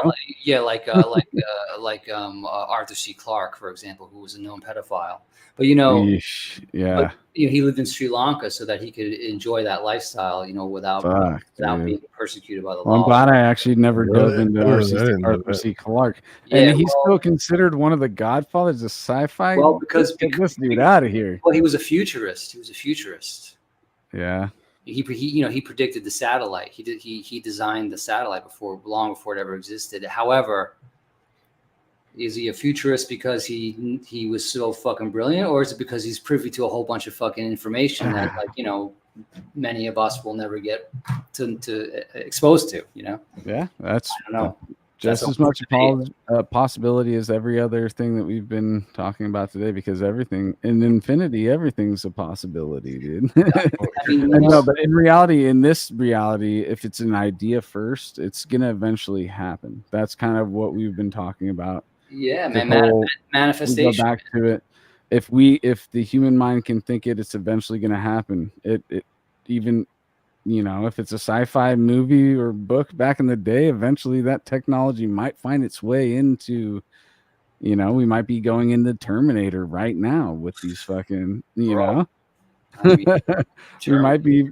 And that was an idea that happened previously before any of this shit was happening. Now here we are in 2024 talking about fucking AI and robots. Dude, I'm telling you, we're having these conversations like there's a reason why we're having these conversations. Like, all humans, we're aware of things, you know. That's why we talk about stuff, you know. And also, like, how has any progress ever been made in civilization? It's always from us coming together and talking about sharing ideas, basically, right?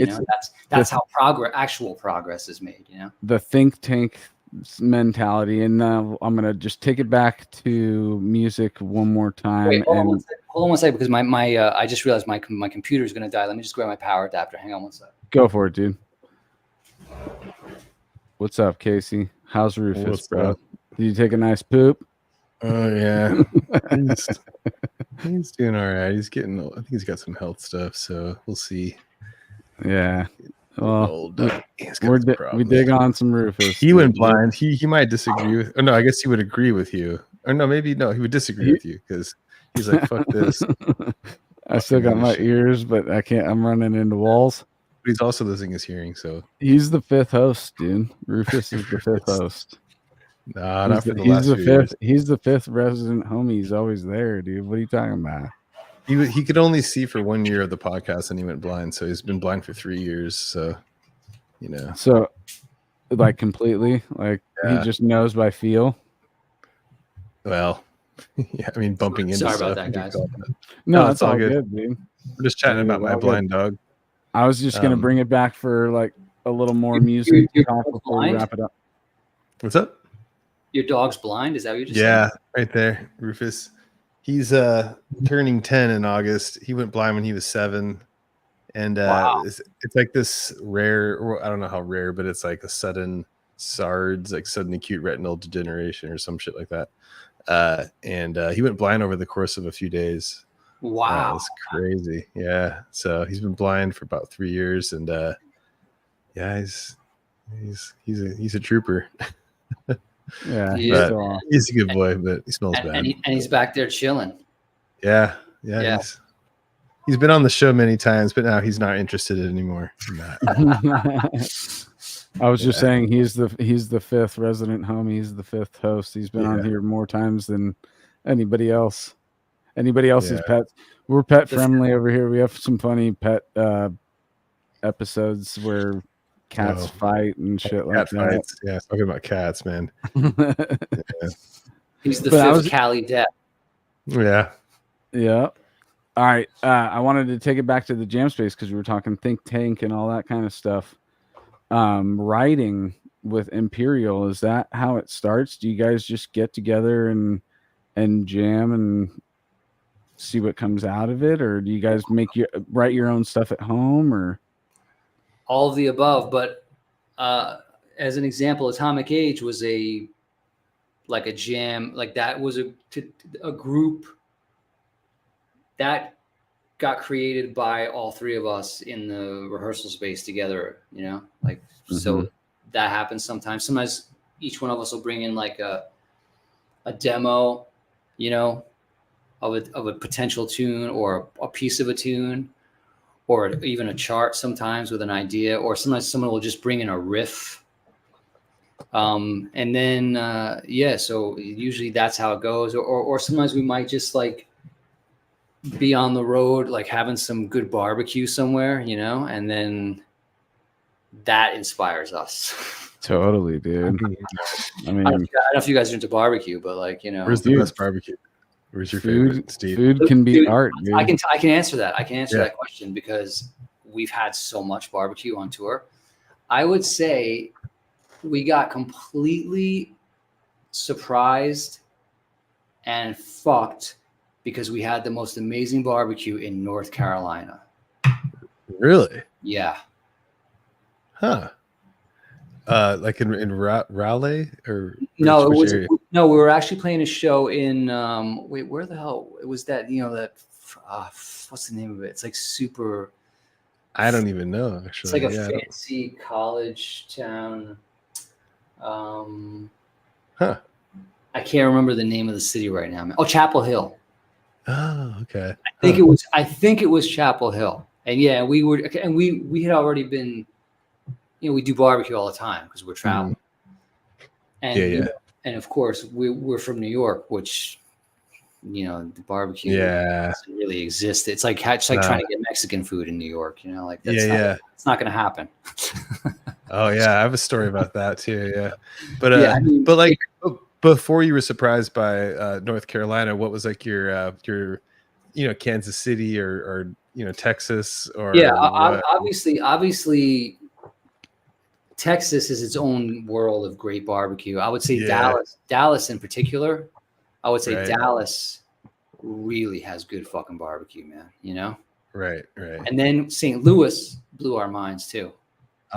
Okay. St. Louis, like we're like, what? St. Louis? Yeah.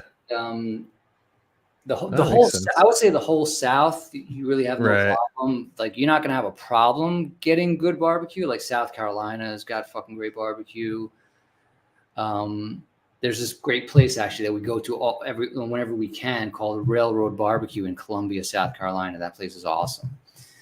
And but yeah, man, Texas, St. Louis, that comes to mind with and dude, I've had great barbecue in Virginia. Yeah, Virginia too, man. I think like any other food craze, eventually there's going to be spots kind of in all the bubbles, because there's a really good place in Pacifica called Gorilla Barbecue that was on diners, drive-ins, and dives. Right. And like, I can't imagine Pacifica and barbecue, Dude, it's in the back of an old train caboose or whatever. That's awesome. And it's a line out the door every time you drive by it, because they run out, they just go until they don't have any more. Pacifica has the Taco Bell that's on the beach. Oh yeah, exactly. Yeah. So that's where I grew up. So that's crazy, man. That's crazy. Dude, I spent my whole life in that town. Pacifica. Yeah, I know Pacifica. Dude, Anthony, remember our Taco Bell story going to Long Island, and we were like, we've been driving forever and ever. It was with you, right? Yeah, we all went. Maybe I don't. Or maybe I'm tripping on. No, it was on Bloodletting. Was it? Oh, I don't know. Maybe I'm getting it mixed up. I thought it was. I just remember going into New York, and we took the wrong fucking thing, and we had to go over the wrong bridge, and then the cop came up to the van, and Dan told him that he had been up all night, and he was like, "You're not supposed to tell me that you've been up all night." Did you go to this? It's like just like getting a DUI over there you're sleepy or whatever, right? Dude, yeah. I mean, New York sucks, bro. I mean, I'm the guy who's from there, and I'll tell you that right now, man. They're not very nice. So wait, real quick, before we go into talking shit about New York, I want to know how you know about Pacifica, dude. How do you know about Pacifica? I have a really good. I have a good friend who lives there, and then really, this guy Eric Bowles, who's a singer actually, but he lives there with his wife and another friend of mine who I was in a band with called Pack. This guy Ron Anderson. He also had a good friend there, so I ended up going to Pacifica like a whole bunch of times. Dude, that is. I played a show there. I played a show there at that bar, that cool bar. That's fun, dude. What's the name of the fucking bar, man? Longboards? No, Winters. Winters. Was that dude? Winters? Yeah, was that Winters? Damn it. Is that the same place, Anthony? Or no? What, that's where we started the Severed tour. Was at Winters? Oh, Winters. Yeah, man. We played a show there. It was cool. Last time I saw a show there, it was Phobia with fucking a bunch of sick local acts. It was like post-pandemic, and I was like, "Fucking metal's back, dude." Yeah. But dude, that blows my mind that, I am a huge fan of Imperial, and you guys being from New York, I would have never thought how many times I was existing in the same city that you were hanging out in. But it wasn't Imperial. It wasn't an Imperial show. Okay. No, I'm just saying, I'm not even saying that. I'm just saying a member of Imperials hanging out in my hometown. I was there, dude. I was there. I was walking. And I'm probably, to think about it, there's only 40,000 people there. They're all beach town people. What is the chances Imperial Triumphant could penetrate a community like that? I might be the only guy that had, and I'm sitting there like hanging out with my kids. Fucking Steve Blanco's down the street playing a fucking show, and I'm just like, la la la, Imperial Triumphant's super sick, dude. I can't wait to get to New York City. Yeah, well, you probably won't see me there because I try to spend as little time there as possible. But you might see Zach and Kenny. Yeah, but dude. if you come down here, you might have a good chance of running into me. In fact, funny story about that. I'm here in Sarasota. Where's that close to? What's the main city? It's like there's Tampa, St. Pete, and then Sarasota. So it's like the Tampa Bay area, basically. You know. Okay. It's about an hour drive south of Tampa, just under an hour. Mm-hmm. But I'm here, and I got a message, an Instagram message from an Imperial fan that was like, "Dude, are you in Sarasota? I think I just saw you." Right? Like it seemed creepy, right? You know? Yeah. But it was totally not at all. It was cool. It was this guy who was a bartender here at a bar, and then he invited me to like come hang out, drink on the house kind of thing, and see what's up. And I was like, I'm going to go say what's up to this dude. I'm in Sarasota. This is so crazy. Right. So there was an Imperial fan, man, like the one Imperial fan, like, dude, it's rad, dude. I mean, it's fun, man. I like the connection. That's what's up, dude. And that's kind of the reason why I would want you and the rest of the guys on the show is so I can give you your flowers, because I am a fan, a genuine fan of your art, and the way you guys put your neck out on the line and taking the chances that you guys do musically. It just shows that you guys are all in it for you first, which we've said many times. As an artist, if you're going to make art, it's got to be for you first, then you put it out. I think like we don't try to alienate anyone, like in that sense. Right. But we have to like what we're doing, Exactly. So once that's out the way, then you put your art out into the world, and whoever finds it. Me, other Imperial fans, we find it, dude, because the type of people that were to catch this band in the river of bands that flow by, you got the right bait. You knew what you've worked your way up to being an angler enough to fish out specific fish, and this is one of them. I mean, it's pretty amazing how that works, actually, just in general with all kinds of art and books and knowledge and information, how we pass it around to each other, Totally, dude. And it shapes us as people. Yeah. Shaped us. Yeah, I'm pretty amazed. I'm pretty amazed that people finding Imperial Triumphant, but it seems to be. I also think that I think that how things are now with what we were saying earlier, the instant gratification and the exposure to so much more, there is the positive aspect to you get to the people who would listen to it quicker nowadays, and they can hurry it up and get there quicker, and I don't really know where I'm going with that, other than I'm really stoned and kind of drunk, guys. Oh shit!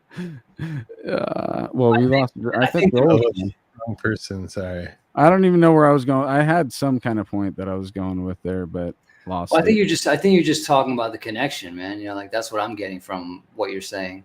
Yeah, dude, and really. Yeah, you got enough people out there that will understand it when they get it, and obviously you guys have organically built yourself up to be on Century Media and all this kind of shit. So there's definitely a dude, and we're like the tiniest band on Century Media. Yeah, but you know what I mean. But they like us. They like us. So we're very fortunate in that sense, But yeah, the recognition's there. They're a cool label. We used to talk to them back in the day, and they are cool. They're a very cool label, actually. And the guy who runs the label, Philip, he's a really cool guy, actually. Yeah, very cool. I've always liked them. Philip, they're in Germany. They're based in Germany. And actually, they're based in Berlin now. Nice. But they've moved around Germany. And they're owned by Sony, so they're. That's crazy. They're part of like the big ass fucking world. I'll say it again, monopoly. I think that it's just all a monopoly, guys. Yeah, man. Like I don't even like the word label to me. Like I don't think that even means anything to me anymore, man. Like because I grew up with different record labels that were controlling different forms of music, you know. But I don't know what is it anymore, you know, like people have their own band camp, people are on a big label, there's a little label that's doing it's really just something, it's distribution. You're just like, all right, I know that at least if my art's being distributed in a way that I know that everybody has a chance to get to it, I'm actually, you know, fine with it. We've never been in this style of music for money, dude. Come on. Yeah. You know, I mean, it'd be cool to break even as much as we can. But, and you guys, you know, you're bigger, so you probably make a little bit of money with it. But it really is just the distribution. We're just surrendering that slice of our life. Like, I don't want to give our time to setting up this whole distribution thing or signing a contract, so you guys just do it for us. Yeah. I mean, they definitely help us out with a lot of stuff. They have resources that we don't have, and and they're nice to us.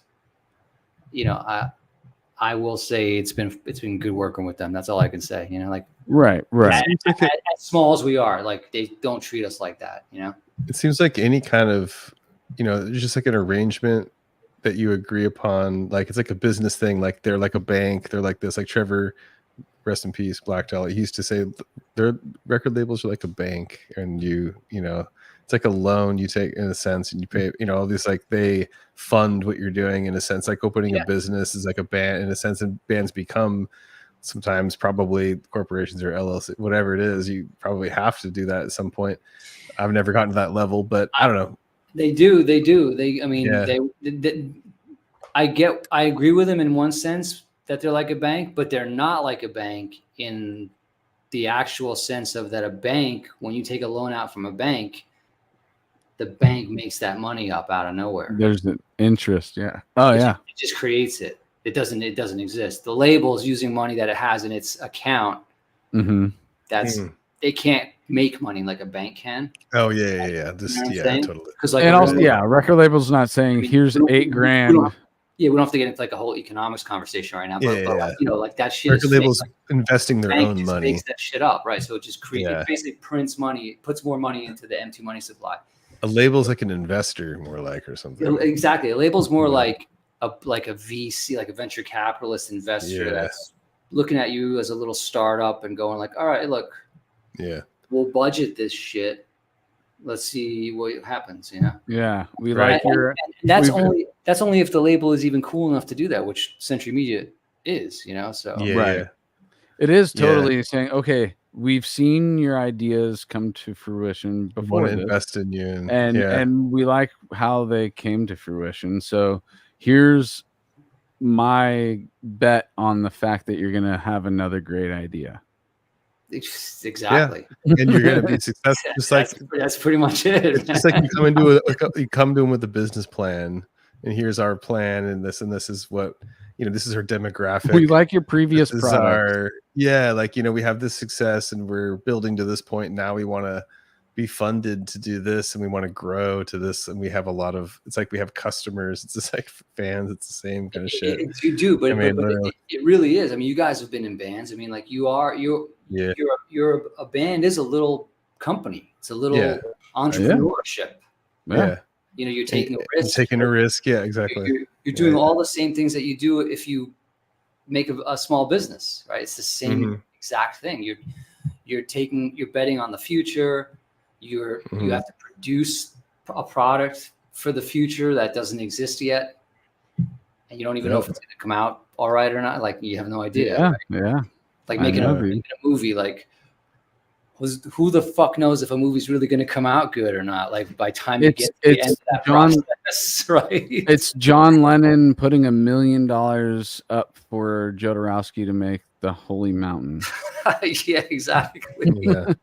Dude, I just learned recently, this is how ignorant I am. I just learned recently that Jodorowsky was supposed to make Dune.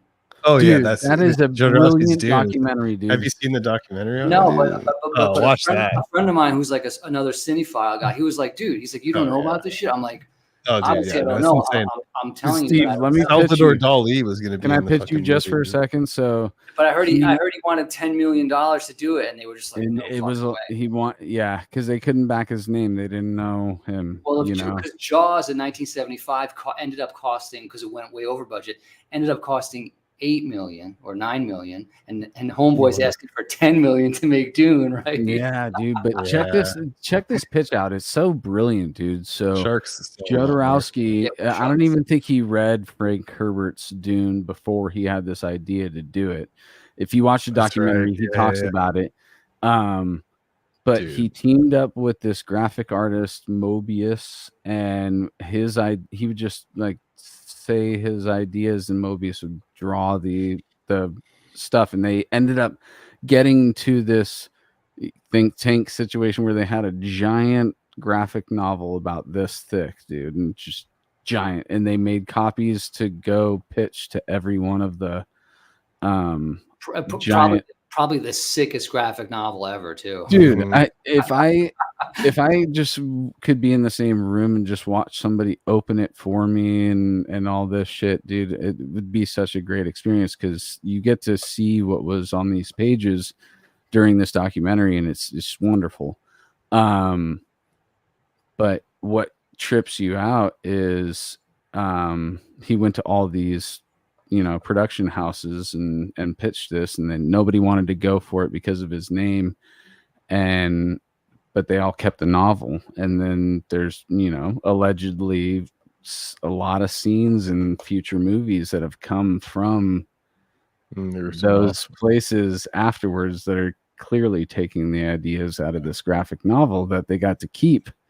So that in the vaults of all these production companies, they have this graphic novel that even like Star Wars, Alien, all this shit was kind of taken from Mobius's drawings in this graphic novel, dude. That's nuts. And I believe it. I believe it too. And then Lynch took over and did they eventually had Lynch do it, and then Lynch didn't have final cut on it, so he hates that film. Dude, the thing is, you could tell, and like it sort of went from Jodorowsky wanting to do it, not getting to do it, then David Lynch doing it, but he really didn't want to do that, Yeah.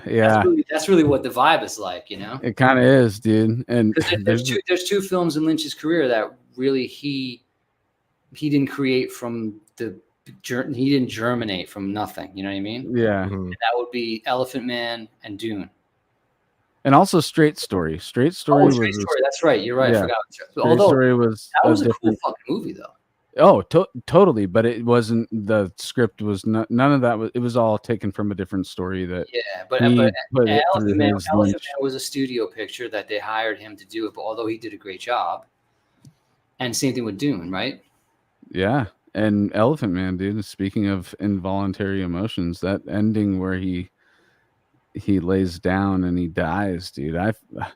It's so funny. My wife came in. She wasn't my wife at the time. She came home at the time, and I'm sitting there holding back tears because I'm still trying to be a man, and then she walked in. She's like, "What are you watching?" And I was just like, the Elephant Man. You're like every time. You're like, I know what happens. It doesn't matter. It gets me every time. Yeah, dude. And actually, it's wonderful. It's good. It's a good feeling to, like I said, be moved by whatever art you're.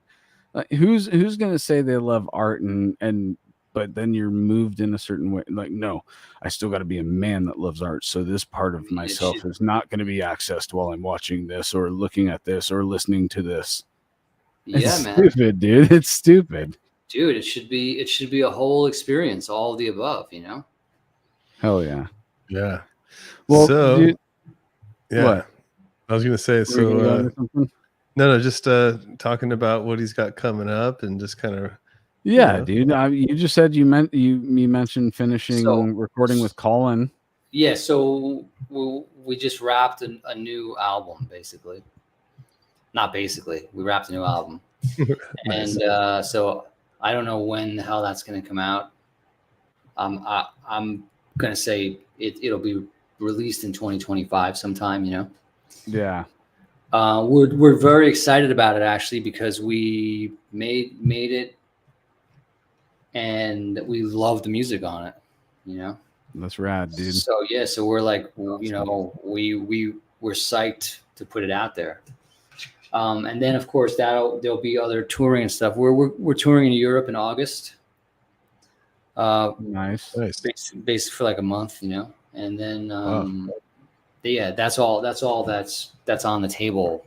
That's not, I mean, that's you got any idea when the next time you're coming out to the West Coast? I don't, but I would say probably in early 25 is, yeah, I'm sure it'll happen. Okay. You know? I'm sure we're going to do like a USA run where we make it out west. Rad, dude. Because I definitely want to make it to it. Yeah.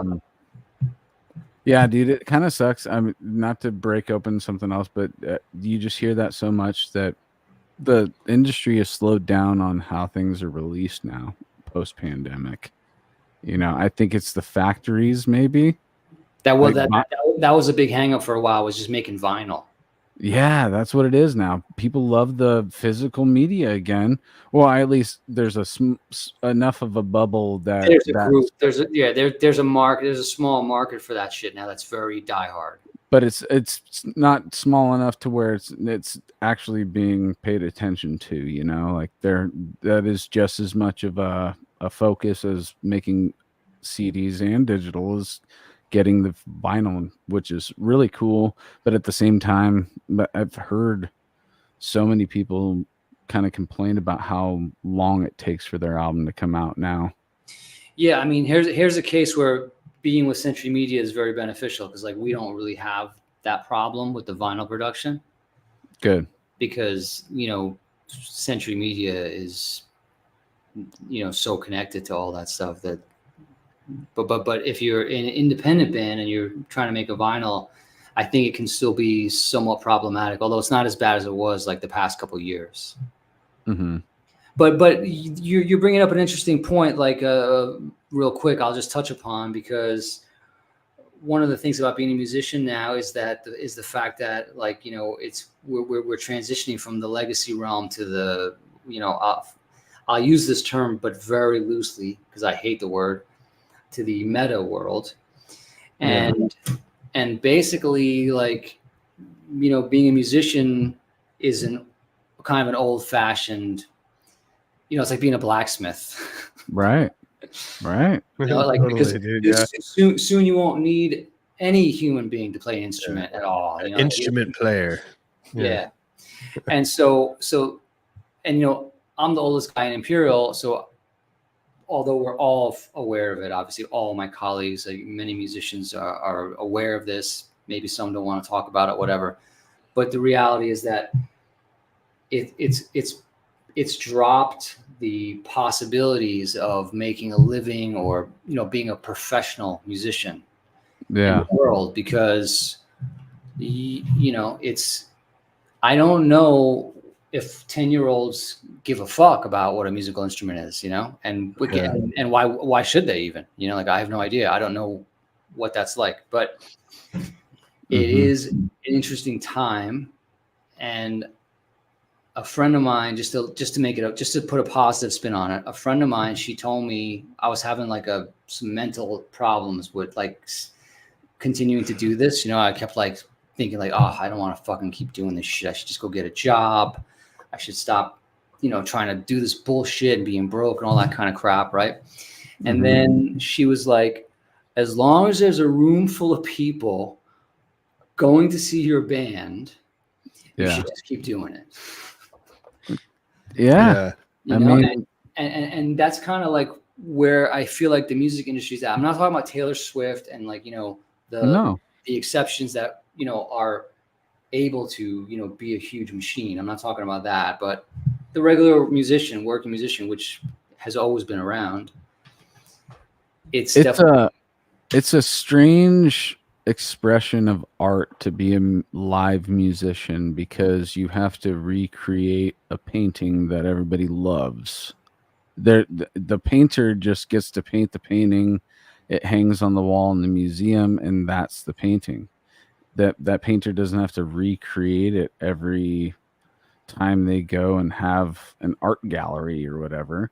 So that already shows the hard work of the live musician. And yes, as the performer, the energy that happens in the room when you have a room full of people that are there to see your art be performed and you're doing it, that is an energy that is better than most currencies that are involved in this whole thing that we're talking about. Like, money comes and goes, and I know being broke sucks, but all of our broke stories have made it to where we are now, and we're still surviving. We're still doing what we want to do because the currency isn't dollars. It's the situations that your friend are talking about right there. That's how we get paid back from doing this, is being in those rooms with those people,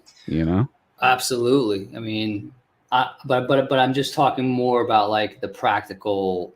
Yeah, I know. The practical reality of how things are transitioning. Like it's unavoidable. Like it is.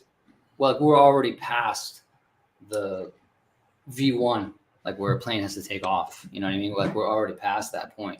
So. It's an interesting, quick little thought. Is like music before any of it was recorded and stuff, and it was like you could only see classical music, or before there was really, there was cultural different styles of music, of course, but like European classical, or like just before technology had the way to record it or like capture it as a audio source you can like re-listen to and everything.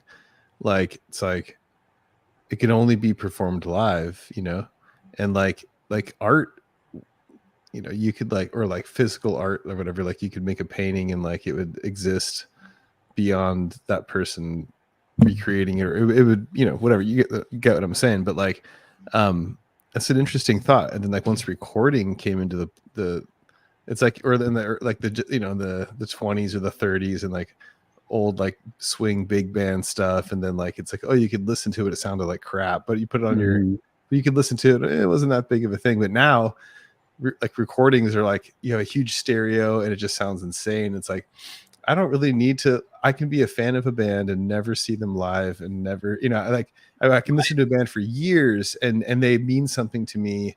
Even back in the 90s, like I'm driving around in my car, like when I never got to see Suffocation. I thought they were done, and then I was just like, but this band means so much to me, and I just, because of the recording, it sounded so sick, and it was like if it didn't have that impact like with the recording, I would have never cared. Like, or just everything, the whole package, the writing, the recording, all that. And so like I don't know, but then seeing them live eventually, like, oh my god, what the fuck, like I don't know, it's like, it's weird how now everything's like a mix of like the recording but then the live, and it's like, oh, how did they sound live compared to the recording and all that, and I don't know. Yeah. Yeah, that's both sides of it, but still, there's always the paintings, but it's really cool to see an artist recreate a painting perfectly, and Sefo has done that shit for sure. Yeah, or like movies, people make movies, and then it's like this thing that's out there, then people just see it at like in its form every time. It's like everyone sits in a room and listens to your album, like, this is how I want you to hear my music, or how exactly it should sound, or as close as we could get, or whatever. But the live performance is like kind of like theater or like dance or something. It's like it is. I mean, a show is a big part of it, and that's a big thing. That means a lot to us, the Imperial Triumphant. We're very much into the show and like creating an experience for the audience, because that's rad. That's part of the fun, right? Like music is a powerful device, like in all kinds of settings, like it's a very powerful device, and for sure. It's also ritualistic, its original form is like ritualistic. That's what music is. Music meant something to a community in the form of a ritual. Like it could be 50,000 years ago. It could be, we have no idea how old this shit is. It could be millions of years ago. A lot of people think that music existed before spoken word, which is very likely if you think about it, right? Yeah. And then it exists on a ritualistic level, but then there's all these different ways that we sort of developed it, and like, you know, then there's like this European concert music, which really was not available to the common person because it was actually expensive. And those were like very, you know, the gilded concert halls, which are very beautiful, and I love all that shit. That's a good point. I love it all, but it's not really for the regular person, right? Like that they took music to some other place. Still, it's like getting your premium channels on satellite, dude. You kind of like pay that for in a way, because like, they would go to the church for that, like the organ and stuff. You could the church, and again, it's the ritual, because the church is the ritual, right? So for sure, it's very important that music is connected on a spiritual level, and I don't necessarily mean in the organized religious sense, but in the actual true sense of what the word spiritual really means. Music is the embodiment of what all of that is, you know, right? Because we feel things from this sounds, you know, we don't even, you know, whatever. So then it gets to the point where it's at now, and now technology, it's a force that exists just like everything else, you know. Technology is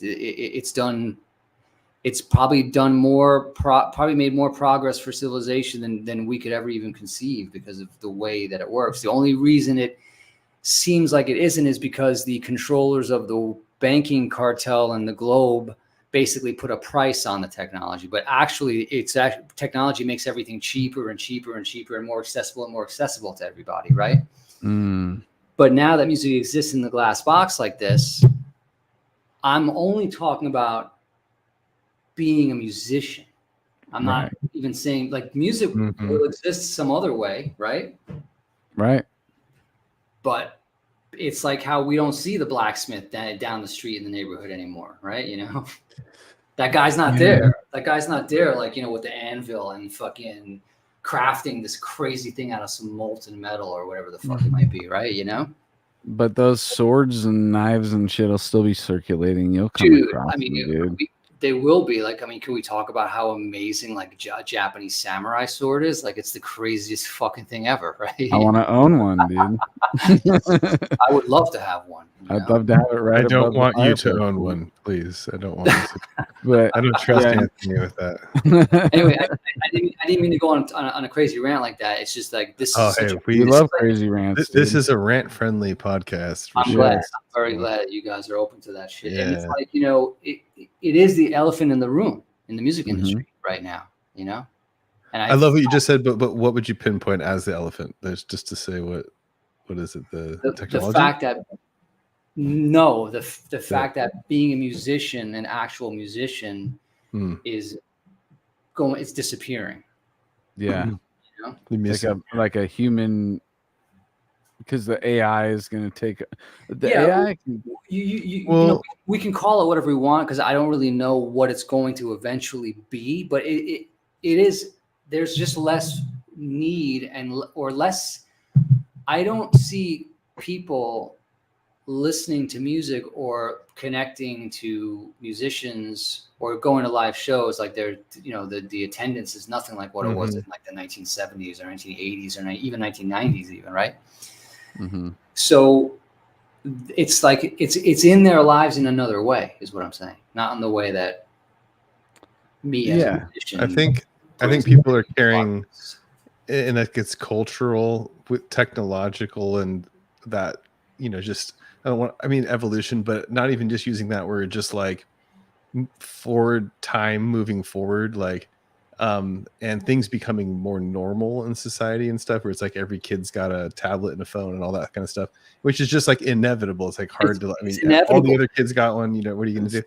But like, I think because of that, like it's and the accessibility of all this music, like it's like we discussed this the other week, whatever, but it's like it's like a slow, well, not even slow, it's a progression of just like caring less and less about like the source of the music. Like, was it edited? Was it like written by a person? Was it, or who that wrote it? Who, you know, that kind of, whereas back before, like technology wasn't as much where you're like, wow, these people like did this, like they listened to like a Sabbath record. Like that's an important thing too, is it's like, when I listen to Sabbath Bloody Sabbath, for example, like that is important that it came out in the 70s and that it came out 73 or something, that it came out like, and they did that back then. Like that's important, that like it matters that was and they did that, and like I don't know, it's like so like now that we have all this stuff at our fingertips, like people, it's like, and I think everyone kind of now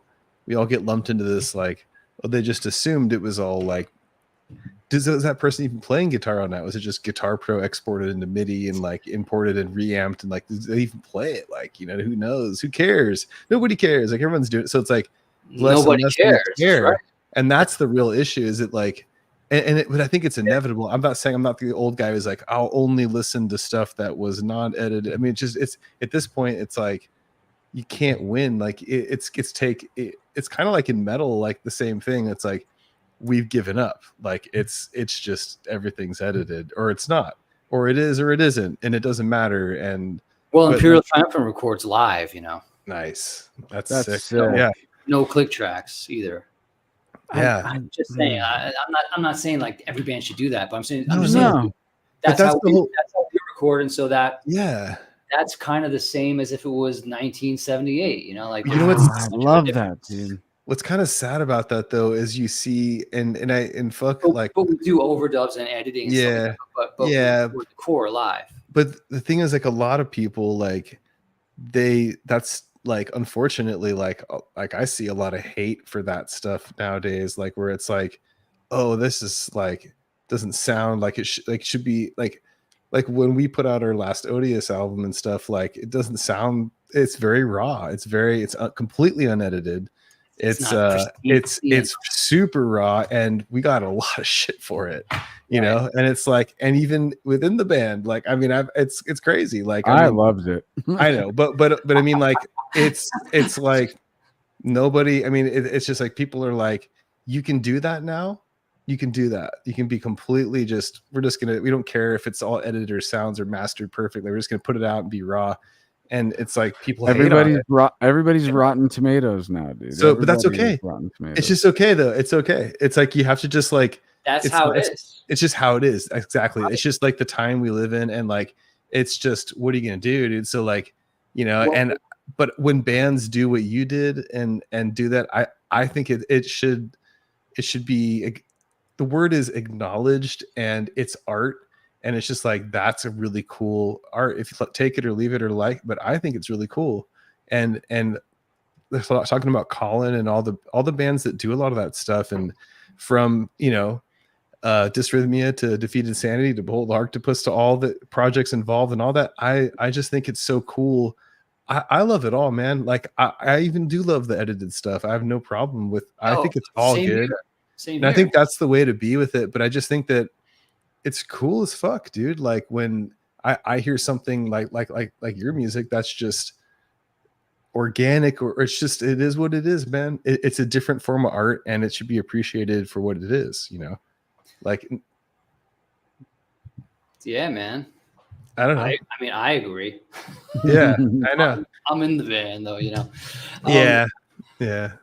No, I just wanted to touch on one point you made though, Casey, is that like the credits in the albums used to be a big deal to me and my friends.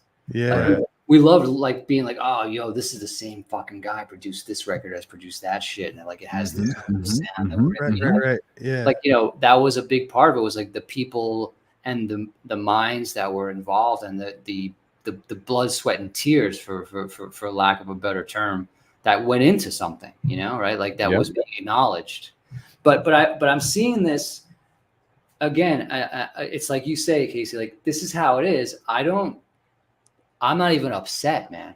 Yeah. You know, like I'm not upset when a venue closes down. Like when everyone goes nuts, and it's like they're going to start like picketing. Like, you know, I'm just like, well, what do you expect? How the hell do you think that venue is supposed to stay open in New York City and make money? Like, right. How, like, and musicians even, they get real entitled about it too. Sometimes I'm just like, what you think it's the venue's fault that like nobody comes? You play there 4 times a year, dude. You think dude, like you're pulling money? How the fuck is, you know, how everything has its place of how it's supposed to exist.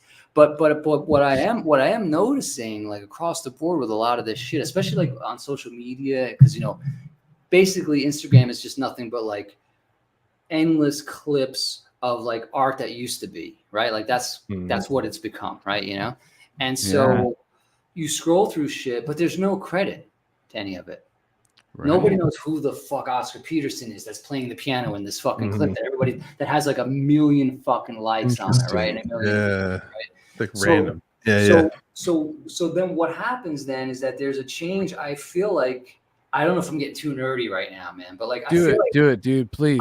I feel like, you know, I learned music in a very difficult way. Like it took my entire life to learn it, and I learned by, you know, transcribing records and listening to 1 million fucking recordings of music and, you know, reading books and studying shit, all this crap, right? Like, and there's a historical timeline that allowed me to be able to learn music and end up being an Imperial Triumphant, even for, you know, because it's all connected because of all the shit that all the people did before me. Right. And all the credit that I knew that they all did before. That's what I learned from. So now that that's missing, that's out of the equation, people are going to learn music by just mimicking instead of comprehending the entire historical timeline. So then the music becomes shallower and shallower because it's not really effectively communicating real deep emotion to us, right? Because there's no history behind it, you know? And that's what I see. That's what I see all over social media. Right. With music that's being played, like, you know, some kid fucking playing a Charlie Parker solo, but it means nothing because they don't even know who the fuck Charlie Parker was or the history or what led up to that whole thing or anything. You know, I'm using jazz right now as an example because it's kind of academic, but really anything, even metal, anything, no matter what the hell it is. That's the thing that I'm watching like unfold. Dude, and my empathy for my fellow human, even they're young and they're just waking up into this. Not their fault at all, man. They're waking, literally, they're just like they're aware of their environment, you know. Exactly. It makes me somewhat sad that like there isn't this full grasp on things because everything is just flowing by it so fast that they can only hang on like so long, and then they gotta grab the next thing, and everything's 1.5x, man. I'm telling you, dude. Well, there's another. Yeah. No, I don't have much more other than I'm just scared for my kids. I gotta like keep them at least like tethered down in time just long enough. How old are your kids, Anthony? 12, 8, and 6. Wow, so you have a 12-year-old. Okay, yeah. So like, and he is showing me full on what it is to be adolescent at this age, right now. Yeah, like I feel like the biggest challenge, man, is like just trying to balance it all out, man. You know, that's constantly what I am doing. Just like trying to radiate my shit as positively as I can, and know that he's just part, you know, of the digital age, dude. And there's immense opportunity that exists right now. Unbelievable opportunity if we're not, as long as we're not stuck in the legacy realm, you know, as long as we're not attached to that shit. I think the hard thing is for kids these days. I'm doing a show on Sunday with a couple student bands, and I still teach a little bit on the side outside of work. And it's great, it's fun, and I have a couple student bands I've been teaching for a while, and we're playing some Metallica. I love teaching music, man. Yeah, dude, it's just awesome, and like, and you know, the funny part of it is that like we're still playing the same shit that I grew up playing. Like we're playing the Nirvana, the Green Day, the Offspring, or more like Metallica, and you know, even Ozzy and Sabbath and all that kind of shit. And that's just like and it's like all the parents are my age now. Like, you know, they're in their 40s or a little older. It's all or whatever. School of Rock, man. Yeah, exactly. But like I was doing that, you know, before we knew about School of Rock, and you know, like in the 2000s, and I've been teaching about 20 years now, and like it's like, but I don't do that for my full-time job anymore. But the point is that it's crazy. Like I started teaching in 2005, same fucking songs they want to learn 20 years later, and it's like same songs I played 10 years before that when I was 12, you know. And like it's just like, and the funny part of it is I even taught at a school in 2015 when I first moved back down here, and they were really like wanting to teach the modern stuff at the time. So Imagine Dragons and White Stripes and all these bands like that. And then we tried, and I did it, and I just was like, it didn't translate the same. Like, man, it's just not the, I mean, you know, and I was like, well, maybe I'm just getting old and all this, but dude, that was 10 years ago, and now none of my students want to play Imagine Dragons or any of that shit. It's not that you're getting older. Yes, of course, our perceptions and perspective changes as we get older. I'm not removing that from the equation. So we relate and connect to things a little differently. That there's no doubt about it. You also learn more and more the older you get too. So you look at things, maybe a little more methodically, or maybe more crazy, like it goes in every direction, right? But the reason you're still playing those same songs is because really that's the end of the era, is my point. That's kind of what I'm saying. Like that doesn't happen anymore, because that is the legacy realm that civilization is no longer really it's moving completely somewhere else, Exactly. Yeah. And like, I mean, look at movies, man. Movies are a great example. Like who the fuck gives a fuck about Martin Scorsese anymore, right? This man who made like all these incredible films or whatever. I feel like movies are still better though than a lot. They're better than music, because, or at least they're like, well, what it is movies still come out in like a big sense, like they're big and it's like rad still, or shows that are like high budget. Oh no, you are right, but not as much though. There's just not. For sure, but way more than music. A lot less, but I think movies have a broader reach. Yeah, music is very like genre specific, and it's like the groups that your fan base is like the group of people that stay with you for your entire career, and But I mean, like. But like in the late 90s and stuff, before all the like Napster and internet took over and all that stupid shit, like it was like, okay, like record labels would invest like a lot of money in like a band like Nirvana or something like that, and be like, all right, we're gonna, and it's like a band like that could even not even now, like 20 years ago, record labels wouldn't ever put that kind of money into a band like that. And like, whereas like movies, I feel like they still kind of do that, but not as the same. But it's like, they kind of do, but like they'll never put money into a movie like Taxi Driver ever. Like that was a studio. Yeah. That was a studio picture. Yeah. Like in 1975. Right. Yeah. That was a studio film. Not that it wasn't a huge budget or anything, but it was a studio picture. You know what I mean? It wasn't like just some guy who was making a film on his own, doing the schlepping, doing all the schlepping and all the work and everything. Right? Yeah. And totally. And so but as a huge film fan, I don't see that. I don't see that anymore. I know it exists like on personal levels, like people just making movies and making art. No, you're right. I see what you mean. Yeah, I see your point. But it doesn't exist like out front anymore, right? Because it's not part of it's not part of But in shows it kind of does a little bit, You mean music? No, TV. like in TV shows, like I don't know, like Breaking Bad or something, where but how long ago was Breaking Bad? But TV shows are different. Like they're a different medium. Like they're a movie is a totally different artistic medium than a television show, because for sure. Right? A film takes place. It's like an album, a film, right? It's like an album. It's like a symphony, and it doesn't really need a lot of words. Some of the greatest films of all time have barely any fucking words in them at all. But TV shows are more about like the actors and the dialogue, and they're more like plays that are being filmed, I would say, right? Yeah. Whereas a movie to me is like an experience from start to finish. Mm-hmm. That's way more abstract. Like an album. Yeah. It's like, that's way more abstract, like, right? Yeah. Obviously there are movies that aren't like that, but I'm talking about like all the good stuff, right? Take it back to Lynch real quick. The season 3 he says that's not a TV show. Great example, though. A movie split into 18 parts. That's exactly what it is, man. I mean, when I first saw season 3, I was like, "You got to be kidding me, man! I can't believe this." It's basically my favorite piece of television, dude. Yeah, he basically schooled every film student and made everybody look like a kindergartner just in the first episode. Talk about Twin Peaks. Yeah, dude. Yeah, the new.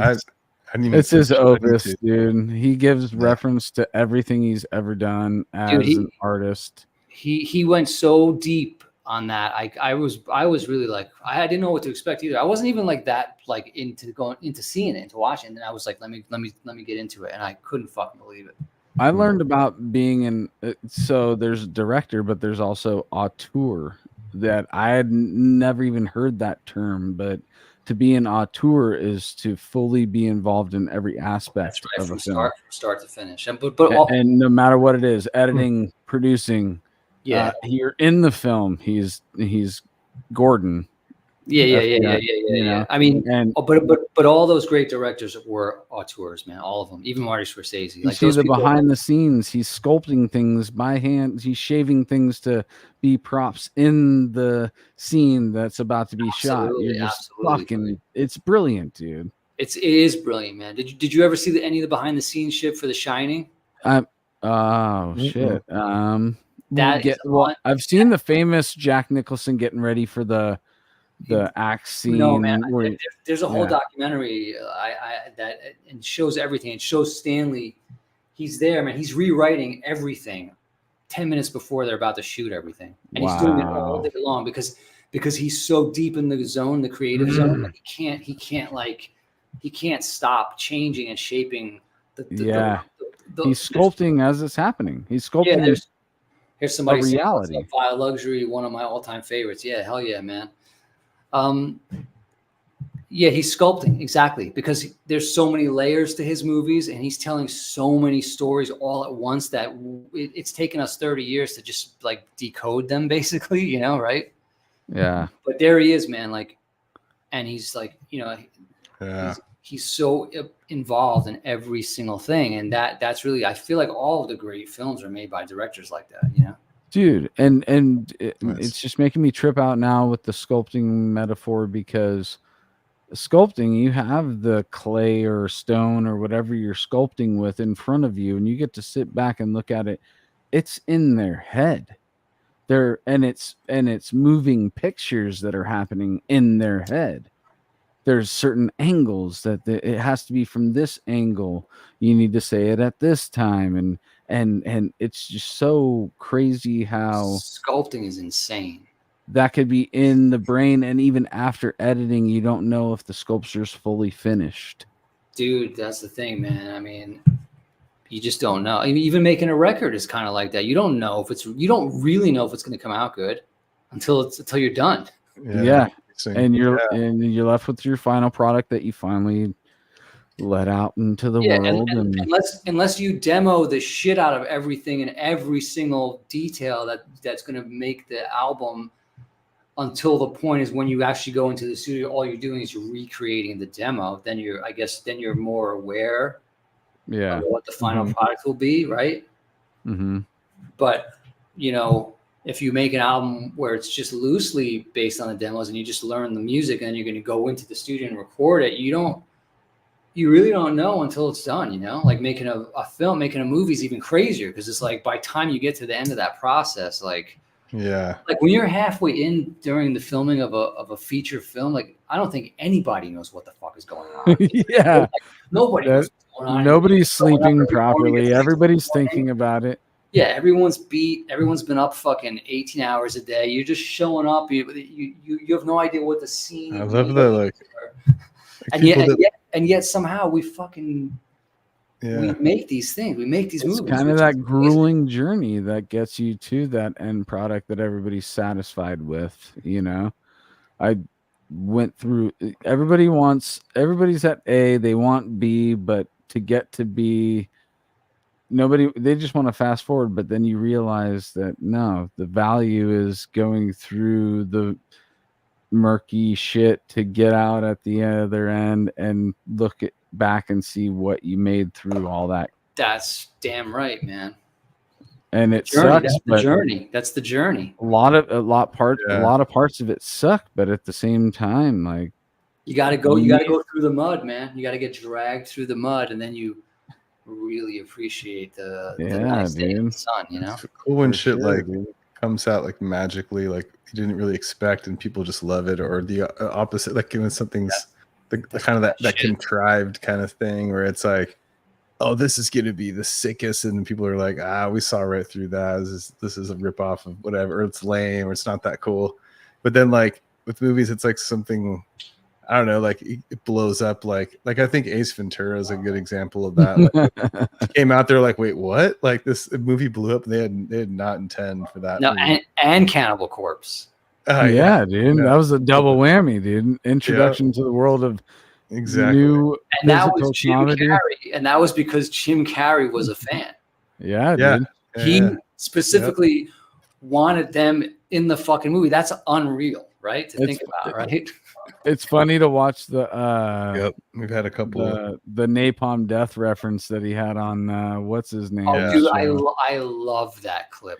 And dude, when you hear Jim do it, you're like, hey, why wasn't he in a death metal band? Because that dude could fucking growl. No, he's doing it, man. He's doing it. Yeah. That shit is so funny too, man. No, and that gives you a little hope too. Like it doesn't matter what archetype you are in this world, you can still come across death metal and grind. This guy said in Evil Dead, he's talking about Evil Dead. I'm reading the comments. That's cool. Yeah, exactly. The camera was strapped to a 2x4. Yeah, see, like shit like that is so cool, man. This movie is good. Yeah, it's just making sure that you can bring that idea to fruition, dude. And the idea of okay, I'm gonna reference a rapper. His name's Dose One, and he always talks about the idea exiting the arm. It starts in the head, but it really doesn't become part of our reality until you use your arms and hands to make it something. Write it down, build it, whatever. And I just think that's so cool that's like our way to. Yeah, totally.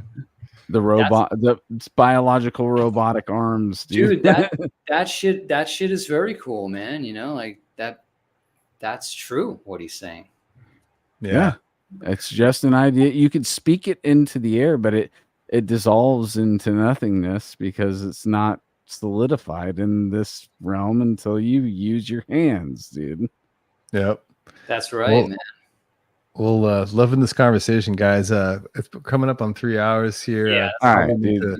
We did a long one. Yeah, we did a long one, dude. And we should have a part 2 with some other members. We'll have to do another one sometime, yeah. Dude, Steve, I would love for you to come back. And we can nerd out on whatever other tinfoil hat shit that we can come up with, dude. I'm so down. I'm so down. Dude, I had a great time, dude. All right. Awesome. Me too. Let's do a bullet version of the plugs. Go through them really fast. battleforgecoffee.com, generatorrehearsalstudios.com, Cali Death, Twitch TV, Cali Death podcast.bigcartel.com. Anything you want to plug, Steve? Just my solo synth album. Definitely check it out. And the listening party on July 2nd on my Bandcamp. That's very cool. And of course, Imperial Triumphant will be in Europe in August. So come see us if you're from all my European friends, if you're out there. And we're very excited about a crazy record that we just wrapped up. The very last one at Colin Marston's studio. I'm very excited for that, dude. I got super excited every time you mentioned it, dude. And yes, I can't wait. Maybe we'll talk. Maybe I get a little early listening situation. I don't know. Oh, we'll figure it out. All right, dude. This was awesome. Love you guys. Everybody who was in the chat. Love you who are watching this right now in the future. Hopefully the robots haven't gotten you, and we have preserved everything that we've spoken about tonight. All right. Rock on. Have a great weekend, and we'll see you next week. Peace. Yeah.